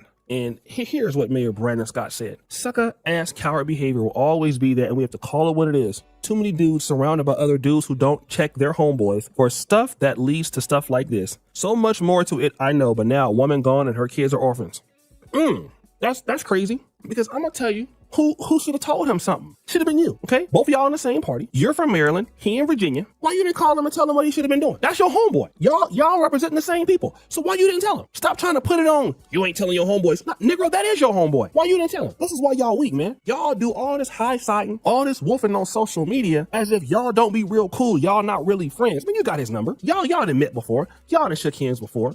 Y'all done probably cooked it before. Now, well, here's the thing. I mean, some of these soft bootleg ninjas, they can't check each other. They like Ray J and Sammy. Y'all seen how they play? That's a real thing. So this dude come up here like, oh, got this whole statement after the fact. But like he said, you ain't check him. That was your boy. All right, y'all was all going along to get along. But all of a sudden, when tragedy strikes, now you want to say, oh, well, we don't rock with him like that. No, y'all was lifting him up. Thank you. Yeah, you want to talk about cowards? I agree with that. We second that motion. What does it take to check another man? You can't be a coward. You have to be respectful, and you have to be right. There are some dots that got to connect for it to be effective, because it's a delicate dance. Obviously, somebody moving wonky, a man is doing what he wants to do, and now you're going to go in and check him. Cowards can't do it, especially not in person. If you ask me, this is a problem with the convenient Christian modern church. Nobody's getting checked. None of the men that are acting up being bad stewards are getting checked because these ninjas is cowards. You got it. Got to be right. Don't be afraid and stand on your square. But ninjas like this ain't got no square. Cowards. Appreciate your Project Leroy. Says Roland Martin, aka the king of chicken wings. That was wild. I'm trying to stress this, man. I ain't seen too many images of Roland Martin, but that one was wild. Yeah, Roly Martin. These ninjas. Y'all better stop eating all that mutated food, man. Y'all, what the hell is y'all turning into? This would be the first ninja talking about, I need a woman to submit to me. I need a woman to desire me. Ninja, you don't desire yourself. Yeah, a woman, allegedly. Shout out to Project Leroy. Says Roland Martin, aka the Sultan of Sandwiches. Ooh, he do kind of resemble the little kid off of Bad Santa. Want me to make you some sandwiches? God. Shout out to OG Richard. Good to see you, man. Ain't seen you in a while. Said Dave Anderson wrote the song titled iPad Cheeks, which is dedicated to Roland Martin. Computer love. iPad cheeks, huh? Somehow, I mean, who resonates with him? I'm guessing it's a generational thing. Our mamas and aunties in them. The gynocracy, the people in charge. But people like Roland Martin, he does not waste his time trying to come talk to people like Gavin X and Mr. Walker or SBC Nation. Why? When he going straight to the gynocracy, the people in charge. And I'm going to get a stronghold there. They love him. They gonna coddle him because he's coddling them. But guess what? Nan one of them want to do? Be intimate with him.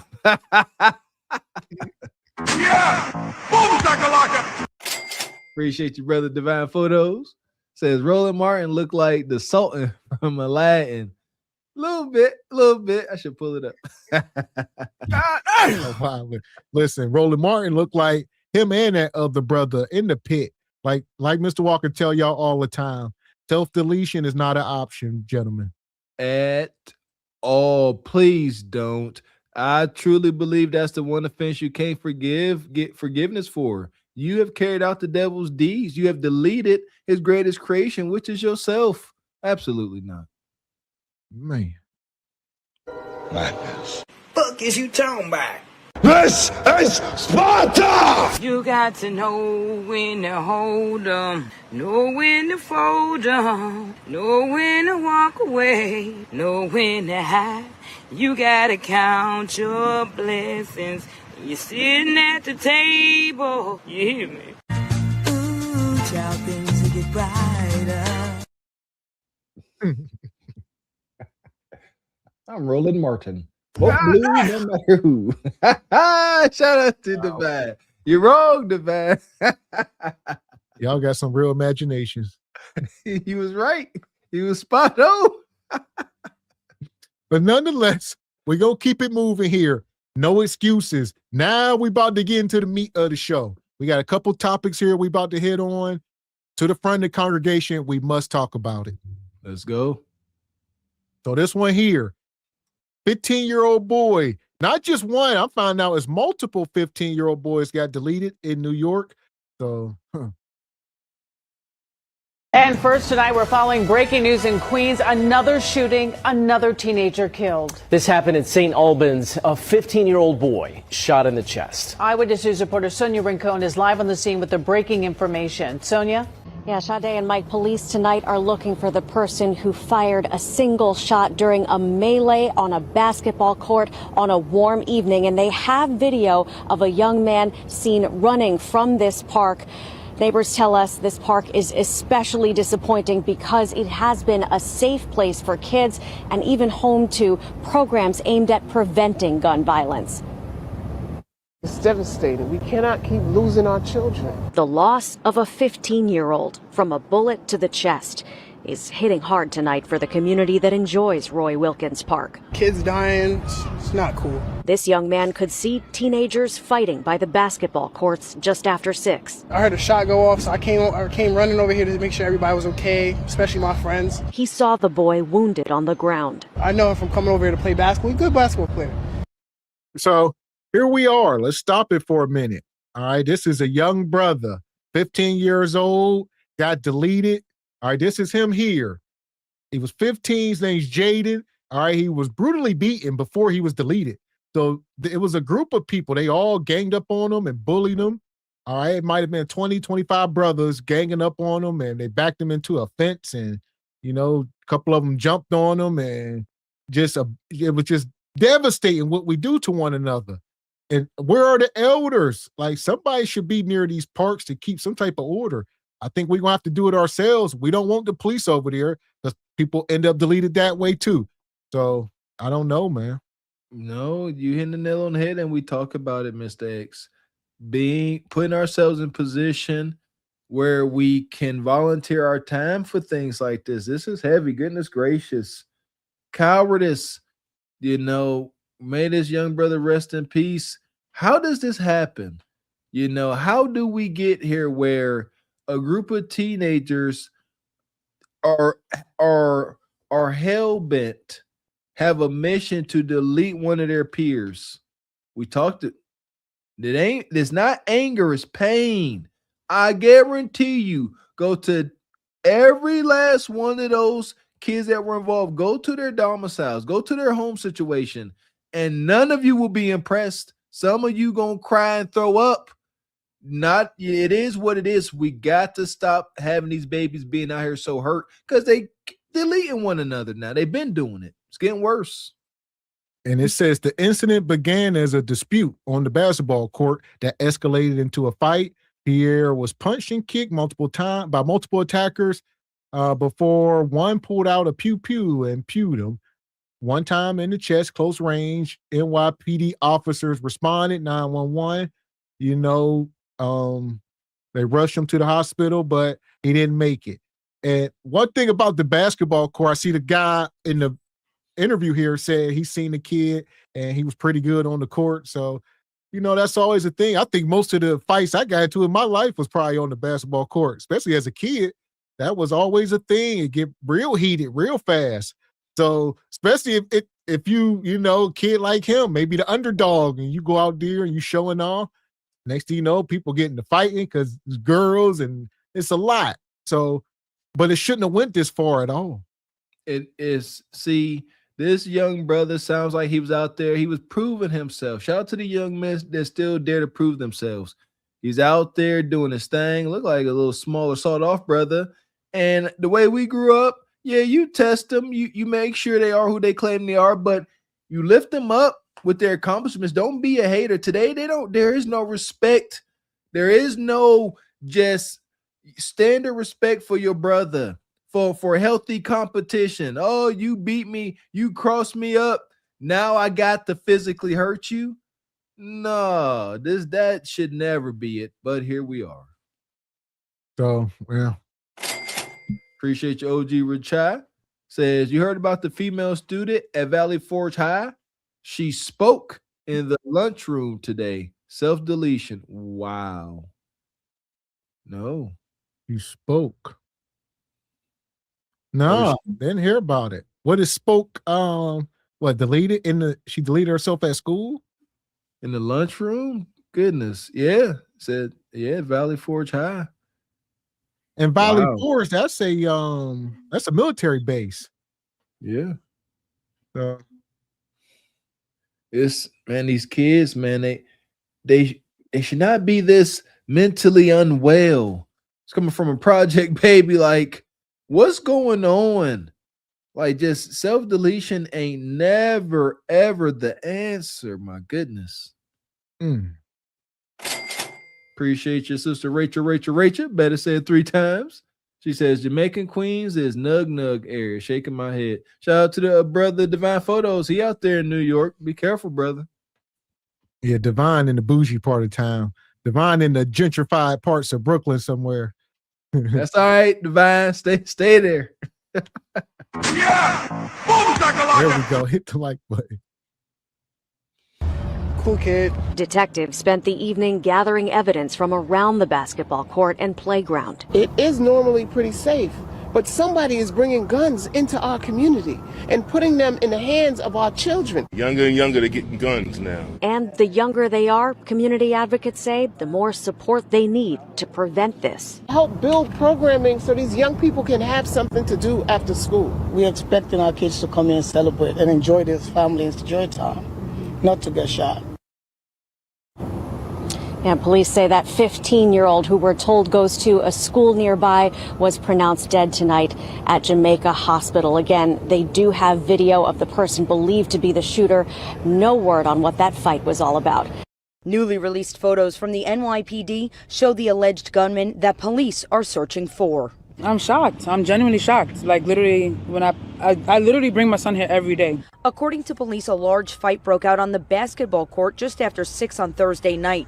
They say one shot was fired and Jaden Pierre was struck in the chest. I came running over here to make sure everybody was okay, especially my friends. And I seen a kid lying dead. The 15-year-old was taken to the hospital but could not be saved. Kids nobody don't know how to act no more. It's pretty like dismal and sad and like disheartening, but I mean, it doesn't happen too much. The other young people who were at the park scattered, and the gunman is still on the loose, according to police. Queensborough President Donovan Richards released a statement saying, in part, the pain of losing Jaden Pierre to gun violence at 15 years old is indescribable. Younger and younger, they're getting guns now, you know? What can we do? We spoke with Pierre's aunt, who was too distraught to talk on camera. With tears in her eyes, she described him as her favorite nephew and just such a sweet kid. A woman who knew Pierre visited the park this morning. She described him as energetic and someone who looked out for others. So there you go. So there is a video. We're going to play a little part of it here, but obviously we can't show it all, but it was caught on cell phone like everything else. So somebody was there recording it, and it's egregious.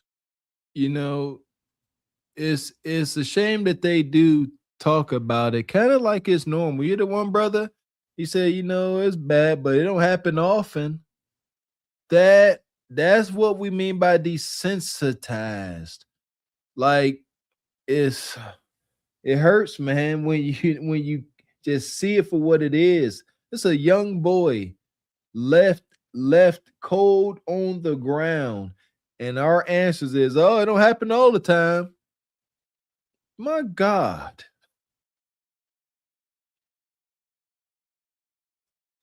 Shout out to you, Sean Miller. You muted Mr. X. Says, this is why I said last week with the Umar story, we need more schools for just black males from age 14 to 22.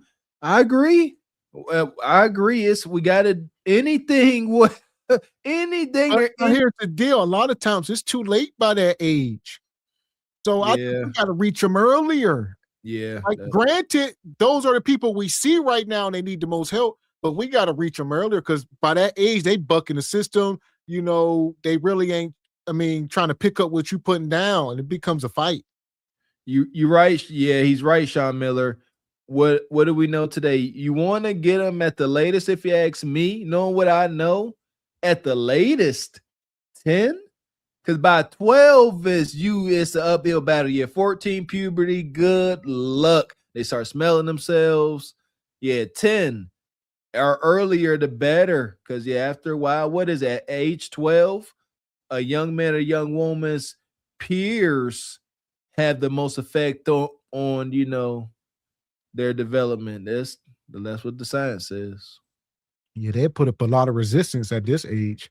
Mess around and delete you, as we see. 15, hell. Help it, Lord. Ooh. He was very inviting to my son every time my son ever played basketball with him. This could have been prevented. Everyone that stood by and watched, they had a moral obligation to say, y'all stop. It's not that serious. The motive in this case is still unclear, but we're told it may be gang related. Hopefully this awareness can do something different for all the other kids who come here too. You gotta stop these killings. And we need us all to come together. We need investment. We need resources. We need people to be just coming together and lead with love. Two 15-year-olds shot and killed in 2 days. Right now, no arrests have been made, and police are still searching for the suspect. They say was last seen wearing a gray sweatsuit outfit and white sneakers. Now, this shooting all unfolded on Thursday evening when a lot of kids were simply playing basketball on a court at Roy Wilkins Park. Police say an argument turned into a physical fight. During the fight, someone pulled out a gun and shot 15-year-old Jaden Pierre once in the chest. After getting the 911 call around 6:15, first responders took the teenage victim to Jamaica Hospital in critical condition, but he died from his injury later. On Long Island, 2 people are facing charges in the shooting death of a 15-year-old boy. A 17-year-old suspect appeared in court on weapons charges yesterday. Prosecutors say he was seen running from the park after ditching a handgun that was the same type of weapon used in the shooting. Police say the barbecue advertised on social media at Nassau County's Eisenhower Park was organized by the Bloods gang. The shots were fired after some sort of argument on Wednesday night. So this is a totally different occurrence. So, yeah, they just talk, oh, yeah, another 15-year-old boy across town. Yeah, they was arguing about barbecue and basketballs and boom-ish. Nothing. We talking about life. Young folks, man. That sister say, we got to come together. We got to lead with love. Now let's break those two concepts down, because I'm so tired of all this empty talk. We got to come together. What does that look like with you? What does coming together look like? I've given my point. We got to put ourselves in a position to volunteer our time, sacrifice some of ourselves for these kids, whatever that looks like. Being at the courts, talking to them, counseling the kids, being a listening ear, something. They make movies and shows about it. Volunteering your time at the pool hall, making sure the young kids ain't getting bullied. These kind of things, because that's what I see. Bullies. That's why I think I was a righteous bully. I was that guy who beat up the bullies. You know, be a part of that change, young men. Don't be afraid. You know, stand up for the young kids that's getting bullied. Like, don't pile on. That's what we got to start. But these kids are projecting pain, and they getting it from their parents, i.e., their single mom. We know the data. We know the statistics. It is what it is. Money. Appreciate you, OG Richard, coming through like you do. Says, yes, listen to the song Jeremy by Pearl Jam. Jeremy was a quiet kid who was bullied too. He spoke, self-deleted in front of his classmates. This young lady was bullied and spoke in school. Oh, see what? Yeah, that bullying stuff ain't cool, man. Yeah, absolutely not. That was like I said, I was a righteous bully because I beat up the bullies. I had as many jobs as I've had. I've been to many schools too. Beat up many bullies. There we go. So a lot of this go back, especially for the young men. This goes both ways. Like you said, this was a young lady, but yeah, definitely got to teach self-defense, even with the girls. Hell, teach your daughter a little something. Yeah, Lord, and I will for sure. Man. Yeah, it's good. I can't wait. Oh, here we are. Part that y'all don't get, there's no more every man's for himself, every family for themselves. And we got to send our kids in these communities that they promote and kill, drill, slide, sell drugs, pop the ops. We gotta send our kids in these communities, right? So you telling me not to put out messages, not try to influence my community, that I gotta send my kids in? Nah, because that same kid that you don't care about, that same family that you don't care about down the street can kill your kid. That's why I said, when I say share these messages, you never know who could reach. I got people that come to me saying, yo, I seen that message at the right time. I was just about to go in. Y'all don't understand how serious this is. It's not about likes, views. I'm trying to get our babies to take these ski masks off. I'm trying to get our babies to stop emitting this negative energy. I'm trying to get our babies to make new rules. I'm trying to get our babies to set new trends, new narratives. Because they make us look like shit. But nobody say nothing. Oh, when we say stop selling drugs to people, oh, somebody gotta make money, so they doing it to themselves. Everything that destroys our community, we glorify it. They set the rules for us. Shout out to Nug Nug. He trying his ghetto affirmations. The thing is, we gotta find something to replace it. So granted, they want to be in the streets and carrying on. There has to be an alternative. We need a space. So somewhere they can spend their time that the devil can't take the time and do what he want to do with it. You got to manipulate their time. We got to find, rec centers and, STEM programs, get some electrical and plumbing programs, even on the apprentice level. Like a lot of this stuff ain't got to be, maybe you ain't getting no real certificate or a degree, but you young, you 13, we setting you up. So you already 13, 14, you know how to wire outlets and replace faucets and just the little stuff, you know what I mean? Do some light fixtures and ceiling fans. Teach you how to do some little stuff, and that stuff gonna carry with you. You're gonna become intrigued. The light bulbs go off to stuff you've never done. There you go. That's what it's about, man. Yes, that's what it's all about. Me and Mr. X, we were in the trades, believing that heavily. And like you said before, these kids, especially these young men, they have to have outlets for that ambition and that energy.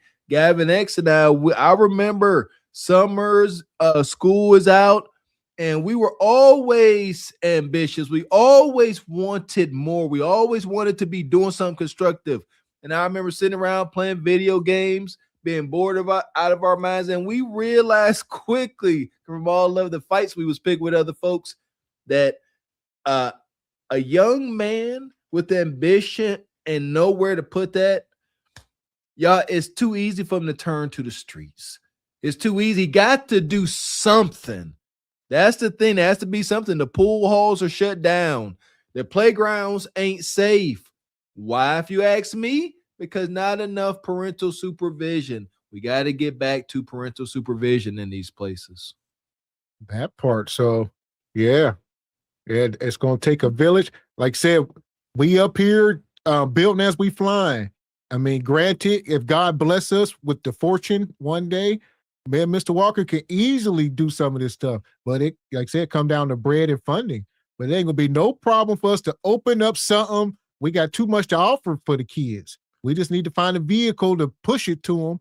But like I said, we can carpentry, Mr. Walker, all the stuff he know about contracting, working on houses, teach them how to work on cars from front to back, teach them how to be content creating or whatever they want to do. We got too much to give back, and we just need to be in position to do so. We working and we moving, man. Show them the importance of physical fitness. You know what I mean? Teach them how not to be socially awkward. Teach them to accept challenges. Don't run from uncomfortable situations. We own it, baby. Got to give it time. However, there are some more established folks out there. Come on, accept the challenge and put some love into these kids. I'm brainstorming. Like these playgrounds. I was not a tough guy as a kid. And I know a lot of times certain playgrounds I wouldn't go to because there might be a bully there and it might be trouble. But if I'm going to playground A because Gavin X or Mr. Walker, they always there and they make sure that ain't no bullying. You see that? Just one adult can change the course of multiple kids' lives as we have observed it growing up. Salute to all the righteous parental figures out there. And we following it. We destroying our own communities. We don't say nothing to the people that's destroying our communities. We don't say nothing about the people that's killing the positive people. How you killing the people that's trying to get the kids to take off the ski mask, get out the streets, go to school? And then it's so messed up. The kids that we congratulating for the good stuff, y'all don't make that go viral, get hundreds of thousands of views to influence more kids to get out the streets to save our kids. Y'all don't comment, y'all don't like, y'all don't share. But as soon as we say somebody shot, it's ops over there. It's all of this dumb shit. Y'all follow it, y'all share it. And then when you speak up, it be our own people that look like us going against us. Y'all sick. And then it's the people that's in position that look like us that won't even help us. Y'all, it's some real sickness out here. And nobody's speaking up. But it is. Like he say, like Umar and them playing and joking. I think at this point, man, Mr. Walker can open up a school faster than Umar. It might not be as big, but we can get something going. Like, seriously, we about to have to do this just to prove a point. Just to prove a point. We might have some open in the next 5 years, and we're going to walk it like we talk it. We're going to show y'all. Open up a little academy for young men. And, yeah, they'll be on the lookout. School, how we going to do this? The Boys' School of Extraordinary Gentlemen. Got to put Extraordinary Gentlemen somewhere there. Shout out to that movie. It's already in the making. Shout out to my wife and her parents, my in-laws. We are taking on the task of homeschooling our oldest kids. Yes, we're going to do it. This is where it starts. We're going to, do whatever, fill out whatever paperwork we got to do it. And we are going to do it. We are going to get in the mode of being educators, respectively. And I don't think it more in the realm of after school. Yes. Like you said, we ain't nobody scholars. Y'all know we D students. We gonna teach them what we know. We ain't trying to take white man's curriculum, but I think we can set up an awesome after school program and maybe set up a template, and maybe we can spread this across the nation. Who knows? There you go. After school. That's be more my expertise. Like I said, my wife, they're educators. They know what they're doing. I'm just here trying to enforce the things. Y'all sick. Like, follow, share that. So here we go again. Another young life was lost. 15-year-old Jaden Pierre, I hope I'm saying his name right, was shot and killed in Queens during some type of takeover event. Kids running around, playing around basketball. They said it was some type of water event, and it escalated. It seemed from the video it started with the several youth trying to surround Jaden. And in the video, which I'm not gonna play, it looked like somebody punched him. It looked like the person that shot him punched him.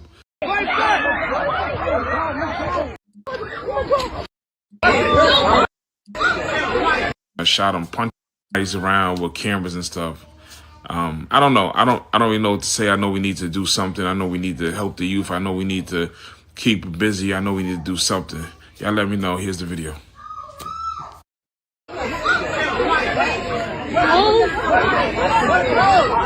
So if y'all look, this is it. Y'all just look from the beginning. All right. I mean, this dude in the black looked like a grown-ass man. This dude, every bit of 6'3", you know, that's Jaden backed up against the fence. Everybody's towering over him. And then they are surrounding him like a pack of hyenas. Everybody's cackling and laughing. There's men, women, children, dogs, and everybody surrounding this young man, completely unprotected. What could he possibly have done? Nothing that would even call for this.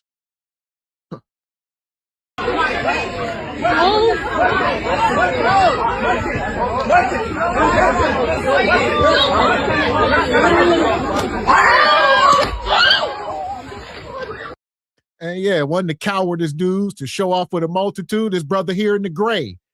So that's the dude who punched him in the face first and allegedly the dude who deleted him. He's this guy that's on the wanted poster. All right, Zaire Davis, black male, 18 years old, date of birth, 2007. They say he's 5'9", 155 pounds. What the hell you gonna do in prison? You feel good when you're surrounded by 30 people and you can throw the first punch on a kid. When he 15 and you 18, then you pull. Then this dude, there's a special place in hell for these people. He gonna experience justice before he go to Hades. Yeah, Ninja. There's still a code. A 15-year-old boy, you light in the britches. We was honorable heathens back in the day. We had a rule, $150 rule. They about to be 19, so let's just call it what it is. 19 jumping on a 15-year-old. Coward. Chump. Need a daggone gun, man. May that young brother rest in peace. This is hurting. But yeah, he gonna go to jail. We had a rule. We were honorable. As a young man, if you was 150 pounds or less, we would refrain from getting into physical confrontation with you because you was too light. It was gonna be too easy. We had that rule, $150 rule. You 155. Guess what? Nasty Nate and them in prison, they ain't got no rules. You right for the picking. Enjoy your justice you gonna get. So if anyone got information regarding this, call these numbers and Detective Timothy Rizzo and lock this ninja up. Egregious. We got to do better. Man.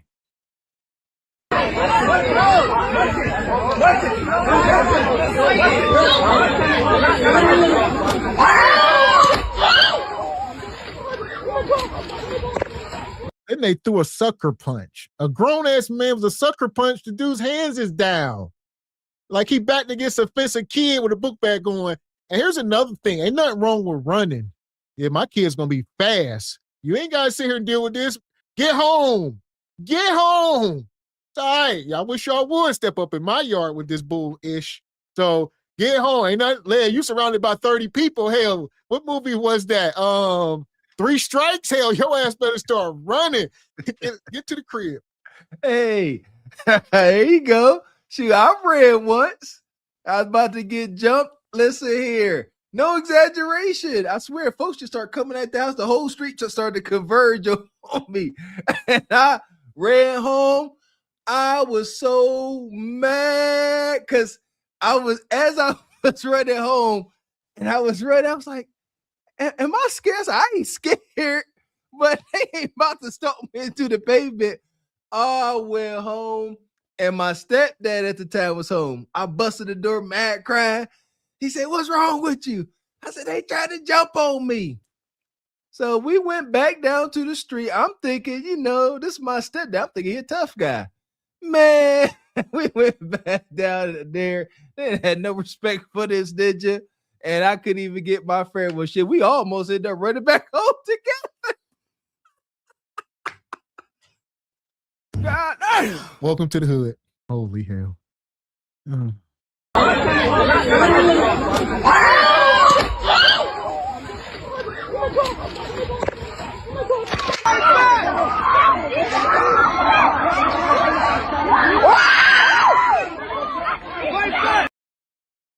Fight back. This is it. Fight. Yeah, I said a lot of these are adults. They jumping on the kid. Like you said, everybody ain't hard and tough. That's fine. My kid's gonna be with the smoke.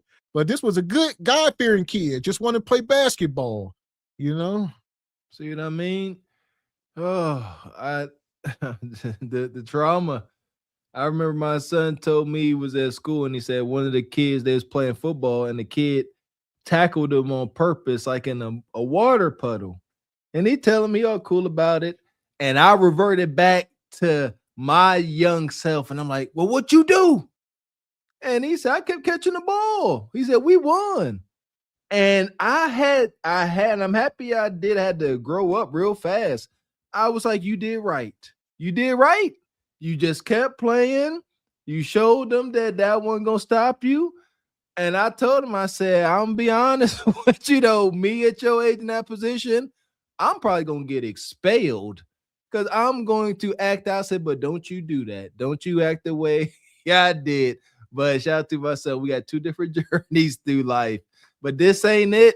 This ain't going to be my son he ain't nothing about himself, but he ain't gonna be weathered like he don't have the experience. No, like you said, jump over that rail, hightail it, and like the pop said on Friday, you live to fight another day. That's it. But they shot him and killed him.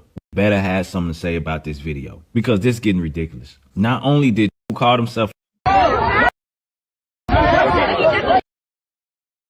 anybody who called himself a black leader, they better have something to say about this video because this is getting ridiculous. Not only did they jump the dude, but they shot him and killed him. What could he have done that was so bad to have warranted that? You would have thought getting beat was enough, but no, it wasn't. And yes, this is black culture. Trash. And I say this because this is what's on the mainstream. This is the stuff that's accepted. Black people talk about killing black people all day, and it ain't no kind of pushback about it. But yet when Rick Ross talked about putting Molly's in a woman's champagne, everybody had an issue. When Kanye West had something to say about the Jews, everybody had an issue. Rightfully so. But when it's a black person talking about killing the black person, oh, it's just a culture. BS, bro. This is the result of it and the many other senseless killings that has happened as well. And we all allow them to push their trash on our communities and don't say nothing about it. None of the so-called black leaders ever have nothing to say, bro. And they don't get held accountable by we the people. It's just a never-ending cycle. But let this have been a group of white kids that had done this to this black boy.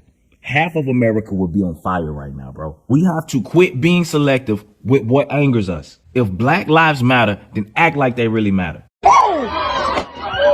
Newly released photos from the NYPD show the alleged gunman that police are searching for. I'm shocked. I'm genuinely shocked. Like literally, when I literally bring my son here every day. According to police, a large fight broke out on the basketball court just after 6 on Thursday night. They say one shot was fired and Jaden Pierre was struck in the chest. And I seen a kid lying dead. The 15-year-old was taken. Yeah. Man, it's just normal. What Ice Cube say on Boys in the Hood? Hey, y'all want to see a deleted body? That's real. The hood. I hate it. And those visions don't go away. That's why it's so dark and deep. I don't care how that young brother just said that all casual, nonchalant. Those visuals don't go away. And it wears on you. It can wear on you, especially when you are constantly in that environment. Now they're trying to paint him bad light. They're trying to say maybe he was part of a gang or something. But they gotta try to smear the young man's name. He wasn't part of no gang. That was not gang behavior. They was bullying him.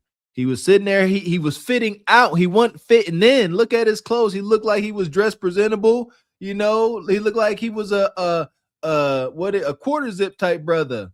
And they like, oh, show that you tough. They couldn't smell enough struggle and pain on the brother.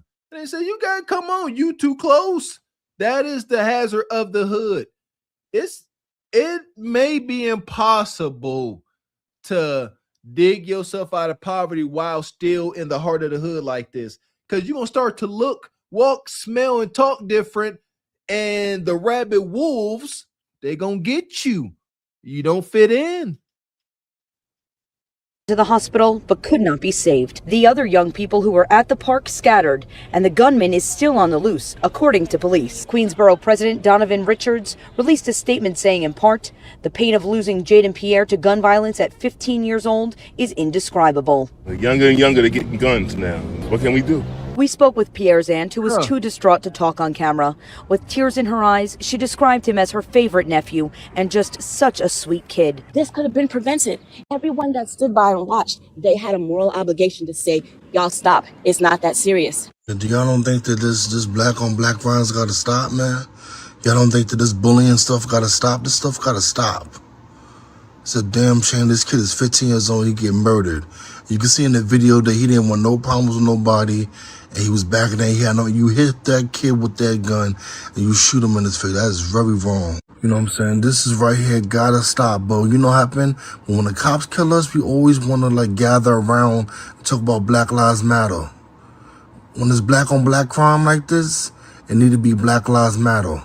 It need to be the same energy. This kid right here is an innocent little kid, and you shoot this kid down like this. This is crazy. It's like these parents is raising demons. They are absolute demons. And here we are, like you said, young kid, you know, this guy here, 18, 19 years old. And some people say, well, where he get a firearm from? Off the streets, unfortunately. It is probably two times as hard to get a legal firearm than an illegal one. So you can go onto the streets as long as you got a couple dollars or a collateral or something to barter with. You can get a firearm at any age. Don't ask me how I know, but you can be well under 18 and get your hands on a firearm if you know the right people and got the money. I mean, where do they come from? All type of stuff, you know, home invasions. Sometimes white men might just drop off a box on the corner or just start scattering firearms throughout the hood, like Easter egg hunting. You know, people just be finding stuff. So yeah, they're going to get it in your hands one way or the other. Put a one in the chat if you ever just found a toolie as a kid in the walls of a house or in the woods. I definitely found one or two. Like, yes, it's not a joke. It ain't no exaggeration. They just scattered about. And outside of that, you know who got the toolies. Growing up, we knew who to go to. We know who's supplying this. That old time talking about the kids getting them younger, we can't stop them. Yes, you can. For one, these kids are smart. They're advanced with technology, but they're still kids. Talk to them. Talk to the kids. It ain't just gonna be a line of question. Hey, boy, where you get? No. Engage them. Build their trust so you can help save them from themselves. Shout out to the movie Equalizer. Like, come on, man. Put some time into them and pull them from that. It's going to take effort. It ain't going to be one conversation. I don't agree with that. We can't stop them. We can. It's just not a quick fix, and there will be casualties. We got to deal with that. Man, this is crazy. Appreciate you, Rachel. Says, Richard Media is so right about the Pearl Jam song. It's about deletion. Still a hot song. I love it. Shout out to Pearl Jam. Appreciate you, Rachel. That's wild. Okay. Appreciate you, Sean Miller. Says, stop kids listening to negative music as well. Amen, amen, amen. That is a powerful thing, Sean Miller. We are so disconnected from our roots. We don't realize today that those demonic tones and that drill music, it has a physical effect on you. I know how I felt listening to DMX's Dark and Hell is Hot. You know what that feels like? It amplifies whatever you got going on inside. There you go. Appreciate you, OG Richard. Says, where is Black Lives Matter? Crickets, that's what this brother was saying. There's no agenda. There's no money to be made, Richard. You know what it is, brother.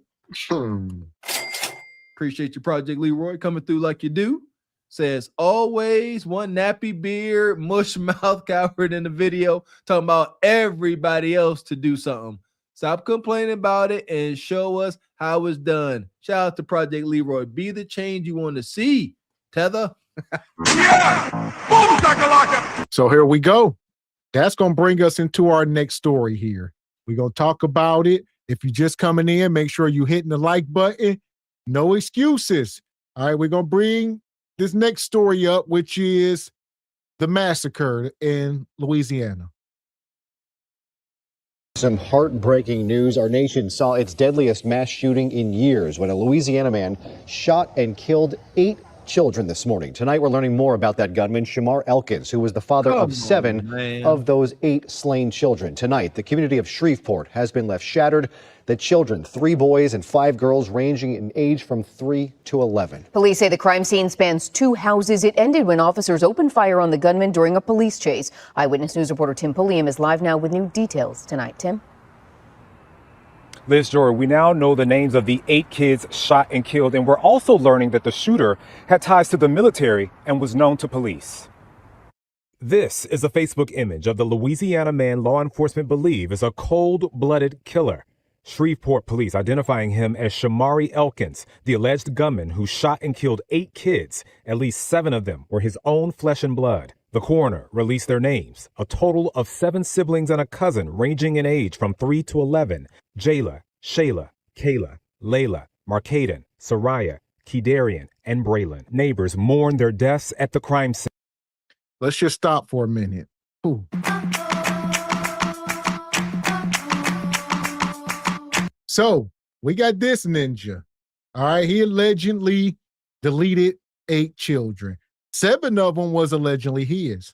All right. We don't know what made him snap. This was like 6 o'clock in the morning, early morning. He just woke up, or maybe they was up all night fighting, and he snapped early morning.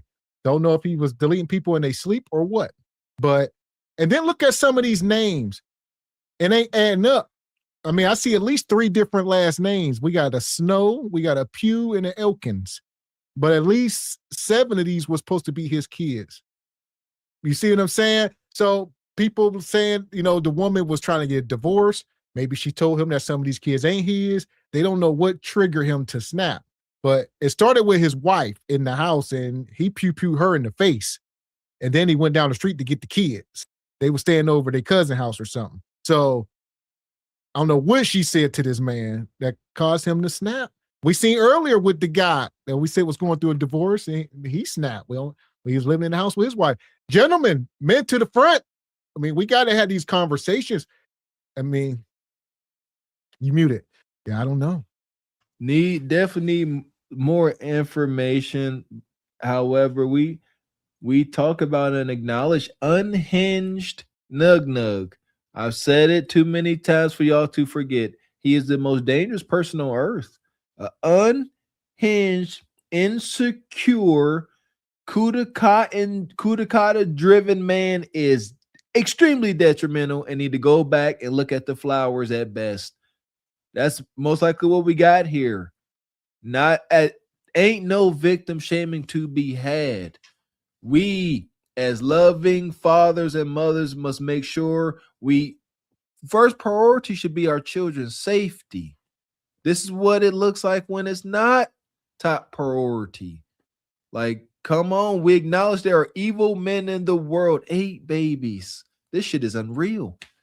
I could have never foreseen this headline when we first came up here, trying to sound the alarm on saving the babies, and a daggone thing changed. This ain't in our backyard, but it might as well. It's in all of our backyards. Goodness. Layla, Markaden, Soraya, Kedarian, and Braylon. Neighbors mourn their deaths at the crime scene. This is not a freaking joke.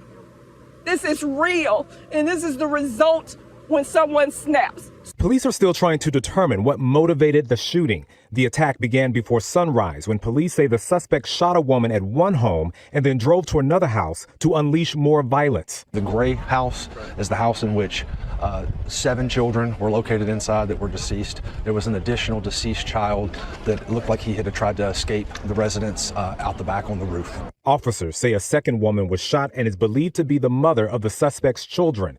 Both women are now in the hospital in critical condition. Officers fired at the suspect during a chase after he carjacked the vehicle at gunpoint. ABC News reporting the 31-year-old joined the Louisiana National Guard in 2013 and served 7 years without being deployed. The shooting took place in House Speaker Mike Johnson's district. He offered thought. And that's why I say we ain't about to do that. Like, respectfully, shout out to the National Guard, but we ain't about to act like this dude did 5 tours in Iraq and he had PTSD. Like they said, he was in National Guard, never served any tours. He just was obviously mental. I think that's obvious, but yeah, they need to get to the bottom of the trauma. Got to. Like you said, we know what the dating and mating situation, like Mr. X pointed out, all those different last names. And then domestic situations are the worst. They are the worst. They are emotions, ego, pride is overflowing, and it's one of the most volatile situations. Correct me if I'm wrong. That's law enforcement hate domestic calls because it could be anything from he said, she said, and they go sleep it off to you pull up on a war zone. Like, golly, we just got to protect the babies. We got the solution. Regardless of the details, how many of them kids he fathered, got to be family first. Family first, children safety always. There ain't no amount of hunching or sweet lies that should get any of us to this. Stay away from evil men like this. It's possible. Thoughts and prayers to the family. The shooting impacting people beyond Louisiana. The mayor of Shreveport highlighting that in his statement. That reads in part, tragedy like this does not belong to one family alone. It belongs to all of us. Today, our community is grieving the unimaginable loss of innocent children. There are no words that can make sense of it and no distance that shields us from it. Take out this evil out of our nation, out of our parish, out of our city, out of our lives, God. We know mental illness is real, God. This attack considered one of the deadliest mass shootings in Louisiana. The community asking for prayers. This community needs you. I need you. Because how do we get through this? According to the FBI, domestic violence crimes are up. Between 2020 and 2024, law enforcement reported more than 11,000 domestic violence murder victims. In this case, investigators are still trying to figure out what led up to this shooting. Tim Pulliam, ABC 7. Eyewitness News. Tim, thank you. If you or someone you know needs help in regards to domestic violence, and I would say this goes back to what we always say. Everybody don't need to be procreating. So, I mean, yeah, he got what he deserved for doing that to those children. But, you know, this woman, you was having all these kids with this dude the whole time he was unstable. We sound the alarm on this stuff day after day. This just has to, you know, why do we got to wait to these moments to say, oh, maybe them ninjas is hitting on something? because our delivery isn't pleasant, Mr. X. It's kind of abrasive and it hurts their feelings. What hurts worse? Gavin X and Mr. Walker coming up here, you know, not being hypocritical, calling down the middle, holding one another accountable, or looking and analyzing and reviewing headlines like this. 8 children. That's enough kids to fill up the whole block with laughter and playing on a summer day. They all gone. Like freaking some horror story, Silent Hill type ish. 8 children. They was what, like all under the age of 7 or 8. All that laughter, all that joy, all that untapped potential and greatness gone. It don't get any worse than when we start hurting the kids. It don't get any worse. To heck with these damaged adults. And stop with the division as well. So stop, don't come here with all this femicide and the black men. No, we all need to do better in these instances. So, you know, we got to put some of this stuff to the side. This ain't got nothing to do with a gender war. This is real mental health. And we talk about the babies. Like, this is wicked. This is why casual hunching is condemned over here. We got this. That's the beginning is the end. My goodness, the solution is done. Stop mating with these guys. Women, we got to keep saying it. You control access to hunching. You control access by yourself to bringing life into this world. When by what you don't do, keep yourself to yourself. We got to stop the cycle there. Stop bringing these babies into situations where this can happen. If we have nuclear families, the probability is happening is little to not. This is wild. Mm. Money, money, money, money, money, money. Appreciate you, Uncle Caesar, coming through like you do. Says, I've never wanted to see someone taken alive and handed over to the community publicly so badly. No trial, no jury. I could never take the lives of my babies, although they drove me crazy sometimes. See what I'm saying? Shout out to all the parents out there. Appreciate you, C's. Yeah, they're challenging. That's a part of the reward. No reward without the challenge. And today, modern day Bonquisha Nug Nug, they ain't dealing with the challenge and they ain't getting no reward. Man. Appreciate you, Omni Design Studios. Tonight's sponsor says, this sounds a bit fishy, huh? It's terrible. Don't know. Want more details. Like I said, I didn't realize all the different names till Gavin X pointed out, but sounds like Nug Nug and Bonquisha just bull jive. He's doing some stepdaddy, like I said, maybe. But he's like, all of them mine, and we done seen it. And she probably showed him they wanted it. It was toxic. We know what it was. We seen too much. Appreciate you, Omni. Says, I would never delete my kids. Here, we can imagine that. I mean, like under this. any circumstances, I could. That's just no. That's not human, man. What's the worst ways to go? A lot of folks will say, being on fire. I know that's a terrible thought. However, I would not blink, shed a tear, nor complain if I say, okay, either these kids get deleted or Mr. Walker, we're going to set you ablaze. Hey, flame on. It's what it is.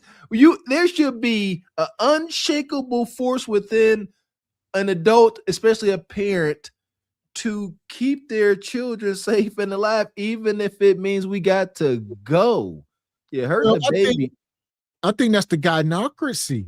I mean, if y'all think about it, even growing up, all right, what would your mama say? I brought you in this world, I'll take you out. Like, they would threaten to delete you. Not only that, we know for a fact that there has been 20 million babies deleted through Planned Parenthood and different things since 1970. So black women, yeah, this a feminine trait. That dude was up under the gynocracy. A real man, this would never cross your mind. It's facts, ladies. Take back your power by falling under some proper instruction. There's a divine balance to be had, and we are way out of balance. Hopefully someone will hear this cry. If not, things are just going to continue to get darker. Appreciate you, brother Frederick Howard. Been a member for 23 months. Says salute to everyone. Appreciate you, brother. Appreciate you. Here we go. We ain't done.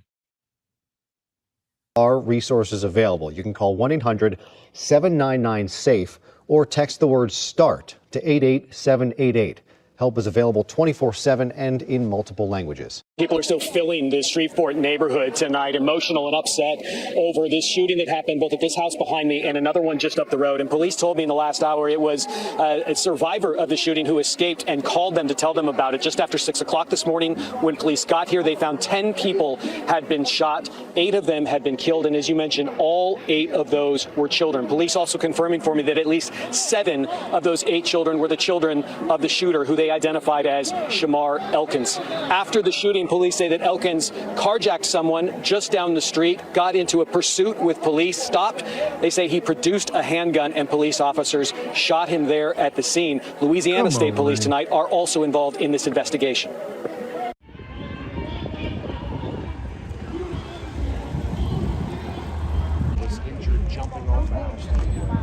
I can tell you the suspect in this case, Shamar Elkins, has been identified. He is the father of 7 of the children that were killed in this house. There is an 8th child that was also killed, as well as the 2 females that were involved. Both of them had gunshot wounds. One of them is still in life-threatening condition. The other is in serious condition, but is expected to recover. There was also an additional female and an additional 13-year-old juvenile that fled from this house and actually jumped off the roof. They both had injuries sustained from fleeing from the incident, but they are both expected to recover. And the assailant came over to this area and shot the children, wounded the woman, and then one of the children escaped by jumping off the roof. I think broke her leg in the process. So we really don't know. He then hijacked a vehicle and took off, but the police gave chase. Then he fired on the police, and then he ended up being deceased.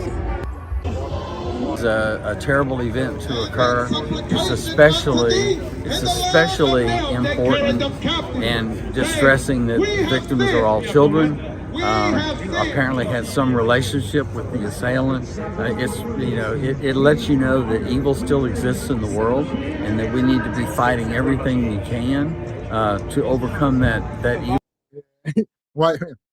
He talking about he fired on police and then he ended up deceased. Yeah, white man said, I ain't gonna go into the detail on what we did after he fired.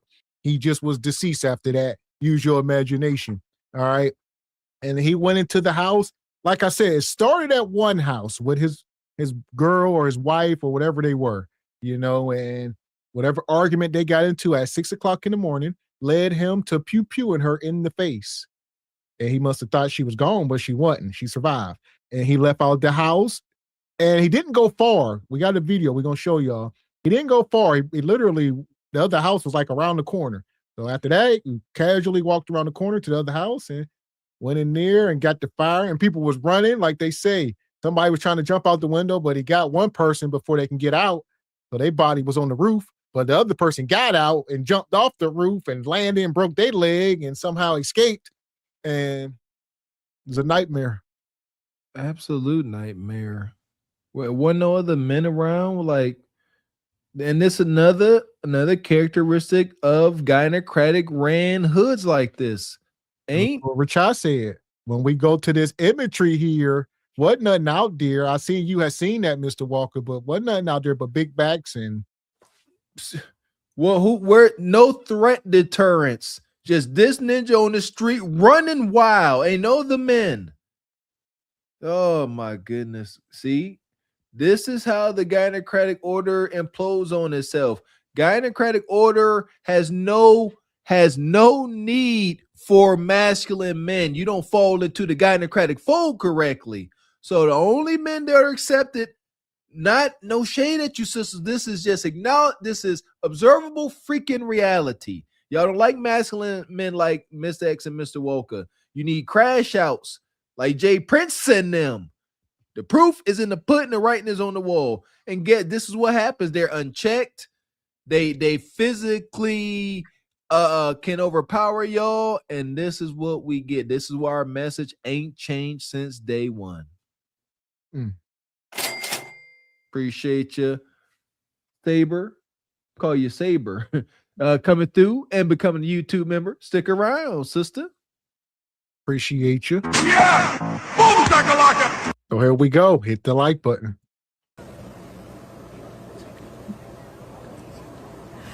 I don't know what people think in the crevices of their mind to want to harm another human being, let alone that of children who have their whole life ahead of them. From what I've learned about this incident is that it's domestic in nature that makes it even more horrific. for all the fighting that we do as it relates to this. And maybe you can stand strong with this, but I can't without shedding tears of traumatic pain. I pain and I grieve for this family. I grieve for the lives that are lost, and I'm asking you to please utilize every resource that the sheriff has brought forth now when you know that these situations occur. We cannot be and make this a joke. This is not a freaking joke. This is real, and this is the result when someone snaps. So I'm going to ask the community, along with prayer, with every mental health consultant, counselor that is out here, this family and this community needs you. I need you. Because how do we get through this? How do we get to the next level? Like I said, a lot of grief. Got to be the worst part about being law enforcement or, you know, some type of first responder or a coroner. Well, I guess a coroner may be used to it, but yeah, if you a cop and you got to go in here and look at this and walk through the scene, ain't no way I might turn my badge in. I can't do it. Yeah, I acknowledge that, and I second that motion. You know, I became a firefighter because I wanted to be with folks on their worst day, because I know a lot of personnel are desensitized. Like you say, you go through enough of that, you don't really care, you know. But yeah, the babies, that's my soft spot. You know, adults out here acting a fool and get sent to the upper room, that really ain't gonna shake me. I ain't gonna hold you. But the babies that have no say so and fall victim to this, could you imagine being a kid? It's 7 a.m. You wake up, you messing with your siblings, you got all you know, all the And you said intention. wake up. I'm gonna say they was woken up by gunfire. The ones that was able to wake up. See, and that's why, yeah, they just got to scattering and running, jumping out windows, and I can't fathom. Like I cannot fathom that I don't know what to even call it. They're just a nightmare. Like you can't even get your bearings. And you just that loud explosion from that tool as a kid, and you probably disoriented, you seeing gore. My goodness. How this didn't just start here. So shout out to this councilwoman. She talking about how do we get past this? It didn't start with this man waking up that day and doing the devil's work. It didn't start there. It started whenever most likely the mom was out here having all these kids by these different guys. We got to nip it in the bud. We can't get to this part and say, oh, how do we fix this? 8 kids deleted. Ain't no fixing that. You got to go deeper and prevent us from ever getting to this. Can't fix it here. It is real, and this is raw, and these are the tragedies when there are domestic violence or domestic disturbances in our community. He shot 10 people, and 8 of the 10 people that died were kids. Early Sunday morning, Shamar Elkins got into a dispute with his wife. He then shot her in the face, left the house, went to another house where 9 people were staying. 8 of them were kids, and 7 of the kids were his. He then shot the woman in the face that answered the... Well, let's ask this, you know, because I'm trying to look at this picture of him. Who is he? Is he from here? We don't do stuff like this. Where my girl Ebony at? I don't know, man. Yeah. See, y'all don't see what I see. I don't need to hear no headline like this to look at a ninja like this and be like, man, I truly believe that who we are on the outside is reflected on the outside. What I mean by that, can you imagine a brother like that presenting like me? No, absolutely not. I believe you look like how you are. That ninja looks unhinged. And stop calling him a military vet. You know, daggone military vet. He served. He was doing whatever, part-time, whatever for the Coast Guard, but he didn't see no active time. Put some Coast Guard, respect. National Guard. See, that's what I say. National Guard. Come on, man. Put some respect on military personnel that have done actual time and seen active duty. This ninja ain't that. He ain't got no honor. So I don't know where they're trying to go with that. This is an unhinged ninja. Leave that military vet out of it. This ain't no. And look at him. This ninja looked like an angry bird. Like, I'm sure there was a lot of domestic. Like they said, the cops was familiar with him. Yes. This was not the first time this has happened. Kind of like the dude said earlier, somebody had to check him, and nobody did. Bunch of cowards. Nobody checked him. Because you know how they do is they'll say, oh, y'all military black men, this ain't no military. This is just a ninja that probably was in some branch, but we ain't putting that. No, absolutely not. And 7 of the kids were his. He then shot the woman in the face that answered the door and executed the kids. Some of the kids tried to escape while this was happening. Unfortunately, they were not able to. One of the bodies were found on the roof of the house. This man chased this kid to the roof of the house and shot him. He then hijacked someone for their car, got into a police chase, and when the chase came to an end, he pointed his gun at police officers and they shot and killed him. Trying to wrap your head around why someone would even want to do something like this would probably cause you to lose your mind, because there's nothing in the world that makes sense why someone would do this. The 2 women that got shot, they did survive. Unfortunately, again, the 8 children died. RIP to those kids, man, and all the families that's going to be affected by this. So here's what I do know right now. This started, I'll just turn the camera around for you. And there are, let's see if I can get this going. I apologize. Here we go. Started across the street on Harrison. And apparently the suspect shot a woman there, shot her in the face. And then he came down the street to Linwood and came around this corner to the home, the green home that you can see there in the distance. It is just on the other side of that basketball court, if you can see that in the distance right behind there. And that's where the 8 children were, ages 18 months up to 14 years. So as y'all see, this is all right, the same little neighborhood here, ran around the corner there. I guess he came out of there and hijacked the car after the second house. But he was on foot mode. He probably walked over there. You know, it's early in the morning, birds chirping. He just pew-pewed his wife or his girlfriend in the face. Then he went down there and knocked on the door, and the woman that answered the door got pew-pewed in the face. Both of those women survived. Believe it or not, both of the women that took slugs to the face are still alive. Man, don't know their conditions, but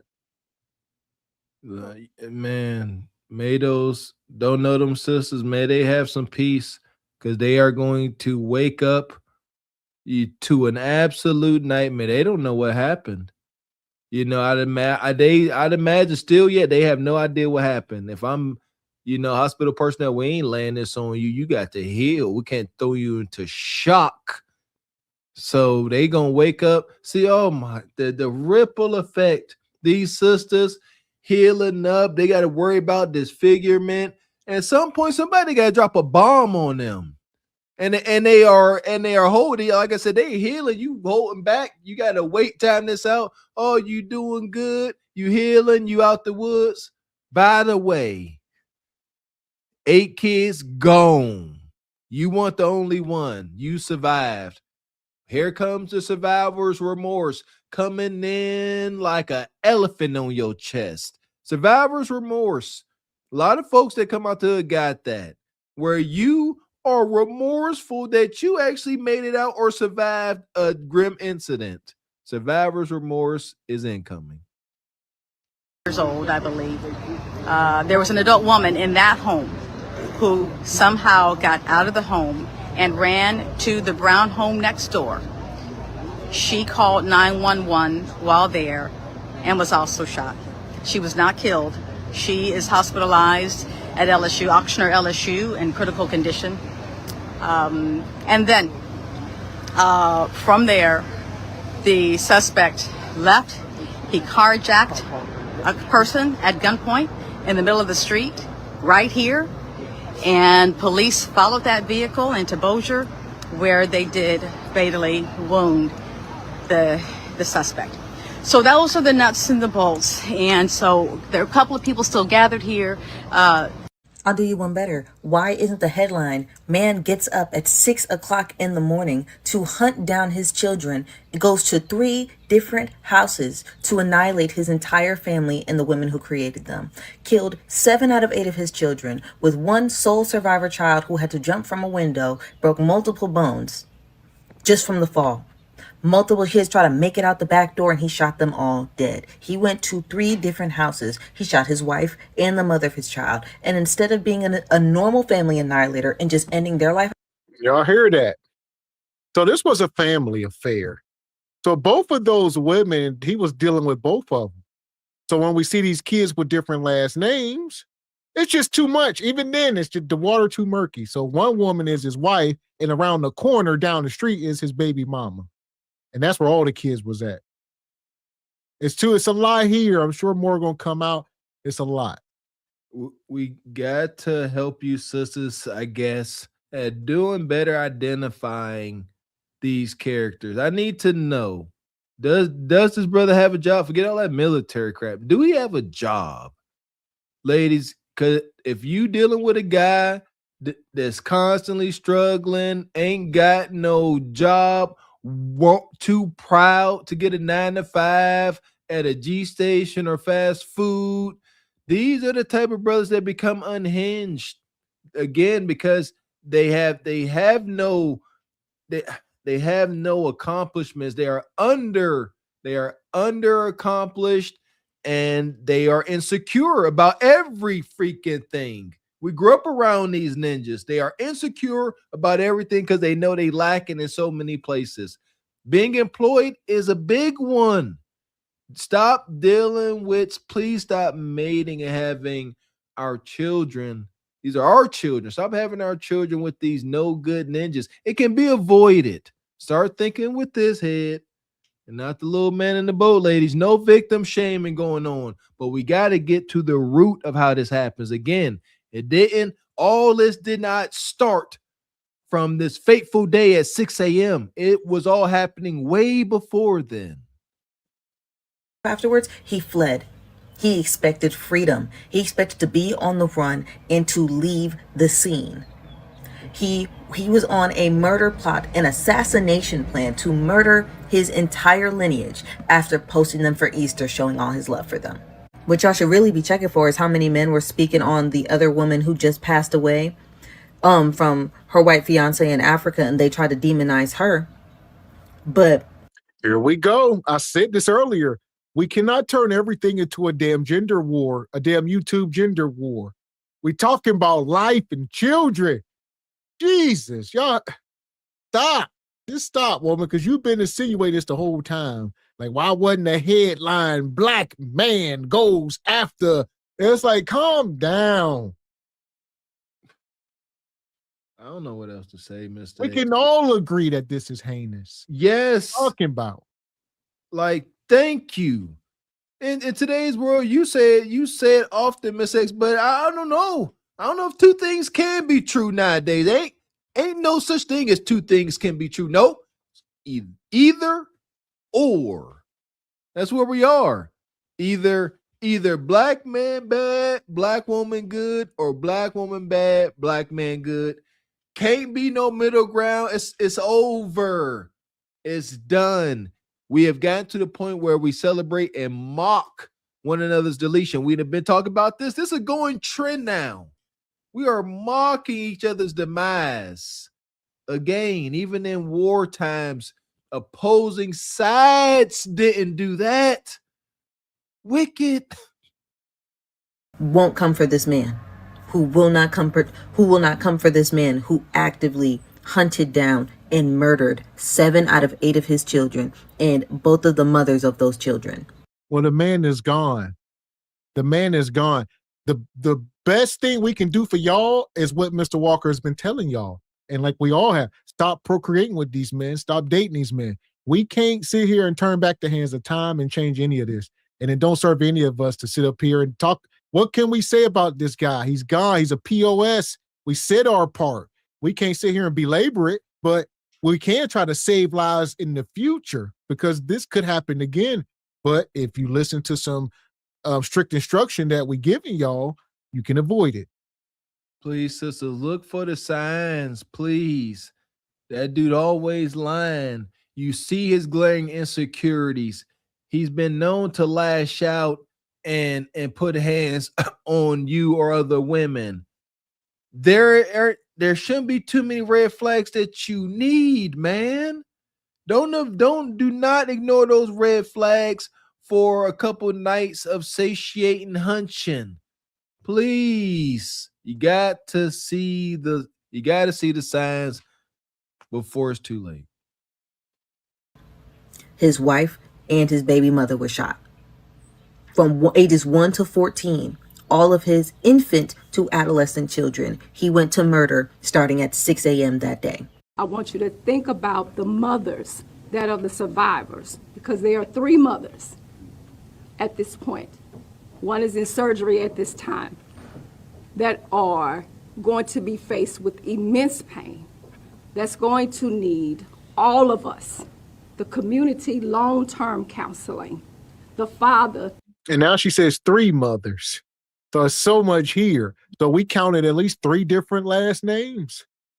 So is it 3 different baby mamas? It's a lot here. And I guess none of the kids got his last name. I don't know.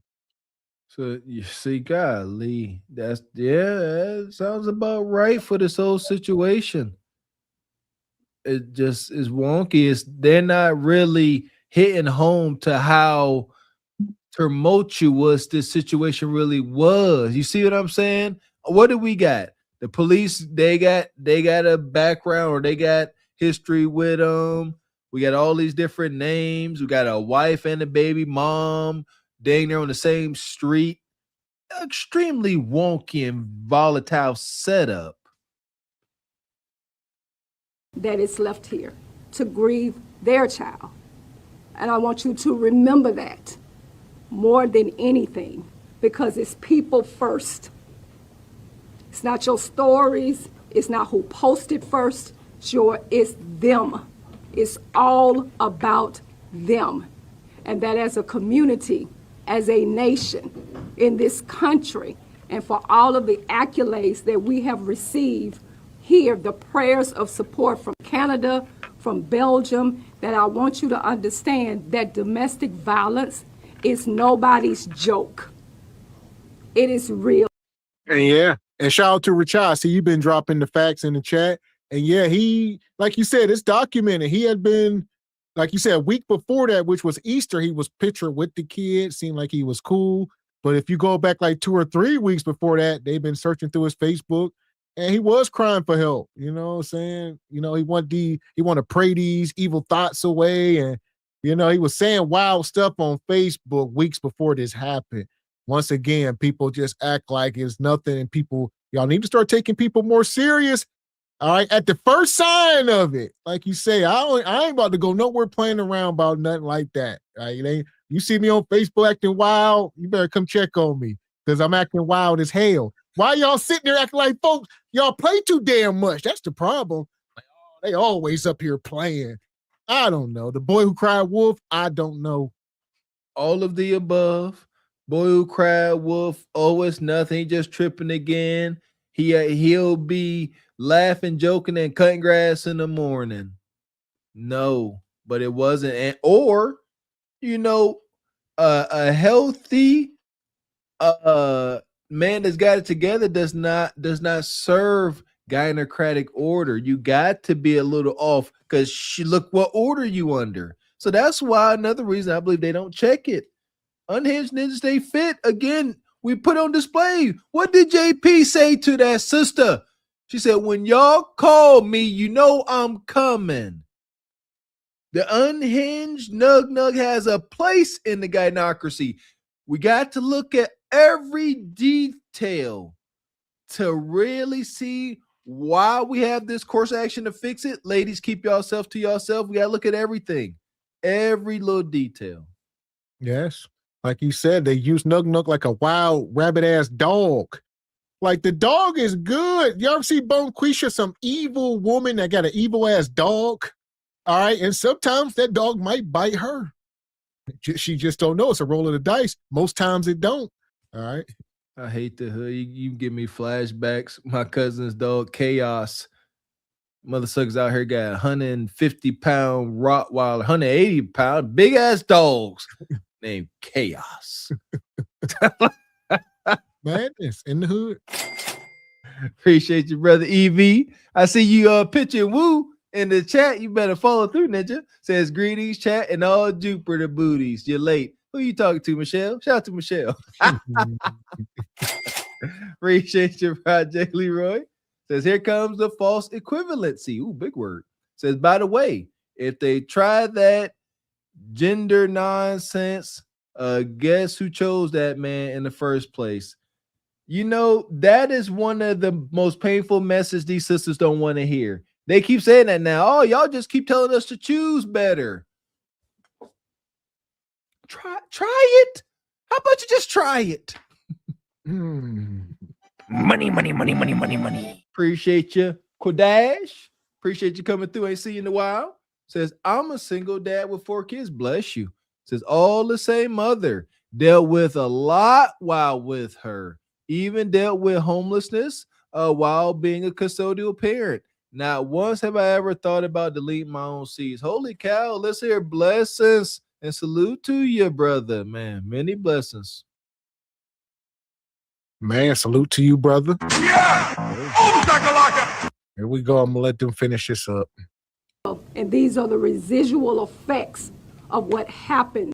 I don't care what the dispute was. There's absolutely no excuse for violence against children. Y'all, I have already seen people online trying to turn this into a race or political conversation. And honestly, it's disgusting and it's completely misplaced. This is a tragedy involving the lives of children, and that should be where the focus is. Please remember, this is a developing story, so there's speculation about mental health issues, things that may have been posted online. Regardless of any of that, it does not change what has happened here. Suspect has been identified as Shamar Elkins of Louisiana. He's been accused of shooting 8 children, 2 adult females. There's a rumor that 7 of the 8 children were the ones that belonged to him. Authorities say that this started as a domestic dispute between him and the ex-girlfriend, who is one of the victims. From there, it clearly escalated into something much bigger that spanned across 3 different locations. Now, this is a very fresh situation. All the details are still being worked out. I feel like the least we can do as a society is to focus on what's important here. And it's not race or political beliefs. It's the tragedy itself. I don't even have words for this one. My thoughts are with the family. Black men, I'm just checking in. Y'all quiet in the mug about the 8 children that was unalived by their black father in Louisiana. Y'all was so quick to talk about Ashley Janae being unalived by a, YT man, allegedly, because that hasn't come out to be proven yet. You know. Oh my God. You can't make this shit up. You can't make this shit up. Y'all heard it. These people are arsonists. They just want it all to burn. Look at this. They take these moments and try to spew their agenda during these sensitive times. This ain't got nothing to do with that. And then they're going to say, we don't even know if the white man did it for real. We might find out it was black folk. You ninjas? Man. Woosah. More pandering. Do you see how every last one of these anarchists come up here? Ain't then one of them got a smidgen, an inkling, not a crumb of solution to any of this. Shout out to the pander. What's your solution, pandering dude? Oh, you black men are quiet. You a black man. Oh, I want to yell so bad. But again, gynocratic rule. They sitting there patting him on and said, that's a good boy. You ain't gonna get no coup de cotta, but we'll allow you, we'll give you extremely conditional adulation and love That's all the guy inaccuracy got for you. Extremely transactional and conditional. Enjoy your prize, Ninja. It ain't gonna get you no kuta kata. Speak some truth. Give us some solution, like we do. What you got other than pandering? Saying, however, Ashley Janae being unalived by a YT man, allegedly, because that hasn't come out to be proven yet. You know what I'm saying? However, what about this man right here who went on a unaliving spree of his 8 freaking children? I have yet to see a lot of y'all problematic men come out to address this situation. And I honestly know why y'all don't address situations like this. I honestly know why. Because you know darn well that it makes BLK men look bad, right? Y'all will comment on anything that makes a BLK woman look bad. But when it comes to a black man doing something horrible, oh, that's not all.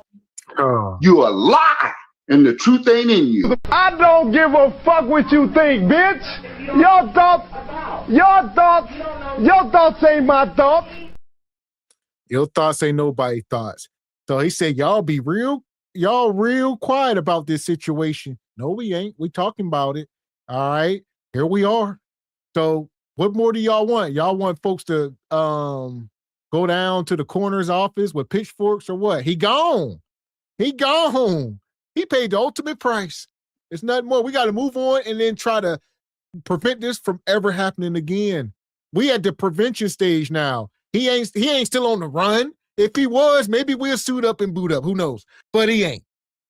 Preventive measures. Thank you. That's where we have to start putting our effort and time into. Not damage control. There ain't nothing to control with all this damage. Overwhelming amounts of damage. Catastrophic. Got to get to where we are making sure this doesn't even get close to this situation. Gotta stop this wild division. We acknowledge there are bad men. We acknowledge there are bad women. That's the problem. You see that? We can sit here and acknowledge bad men all day. Nobody better lash. Black men nor black women. But as soon as we point out observable reality that our sisters are screwing things up, oh, you're bashing. Leave them alone. They're sensitive. Do you not understand? Without accountability, we will never get to where we need to be as far as what'd you say, Mr. X? Not damage control, but preventive measures. We're never going to get to preventive measures if both sides don't take accountability. We can acknowledge there are bad men. Gynocracy. Can you acknowledge that there are bad women? And a bad woman may not look like a bad man. Bad man picked up the pew and did terrible, ungodly things. A bad woman her action may be mating and dealing with that guy. It's just as heinous, just looks different. And I would say we all need to just put respect on life and death. That's just what it is. So I think the Godnocracy can take notes in these moments. Like I said, rest in peace to the Godfather and different people. Once somebody gone, you just got to let it go. What more do y'all want us to sit up here and say about the man that's deceased? All right. I mean, obviously you can get maybe a couple jabs in, but for the most part, it ain't nothing to say. He gone. It's over. Now, if he was, arrested behind bars and still alive, there's different lines that could be crossed. But at this moment, hell, there you go. We're all that's only y'all who be like, people be like, y'all can settle down now. The person is deceased. The Godnocracy, like that ain't enough. All right, they even in death, they like, nope, we still got smoke.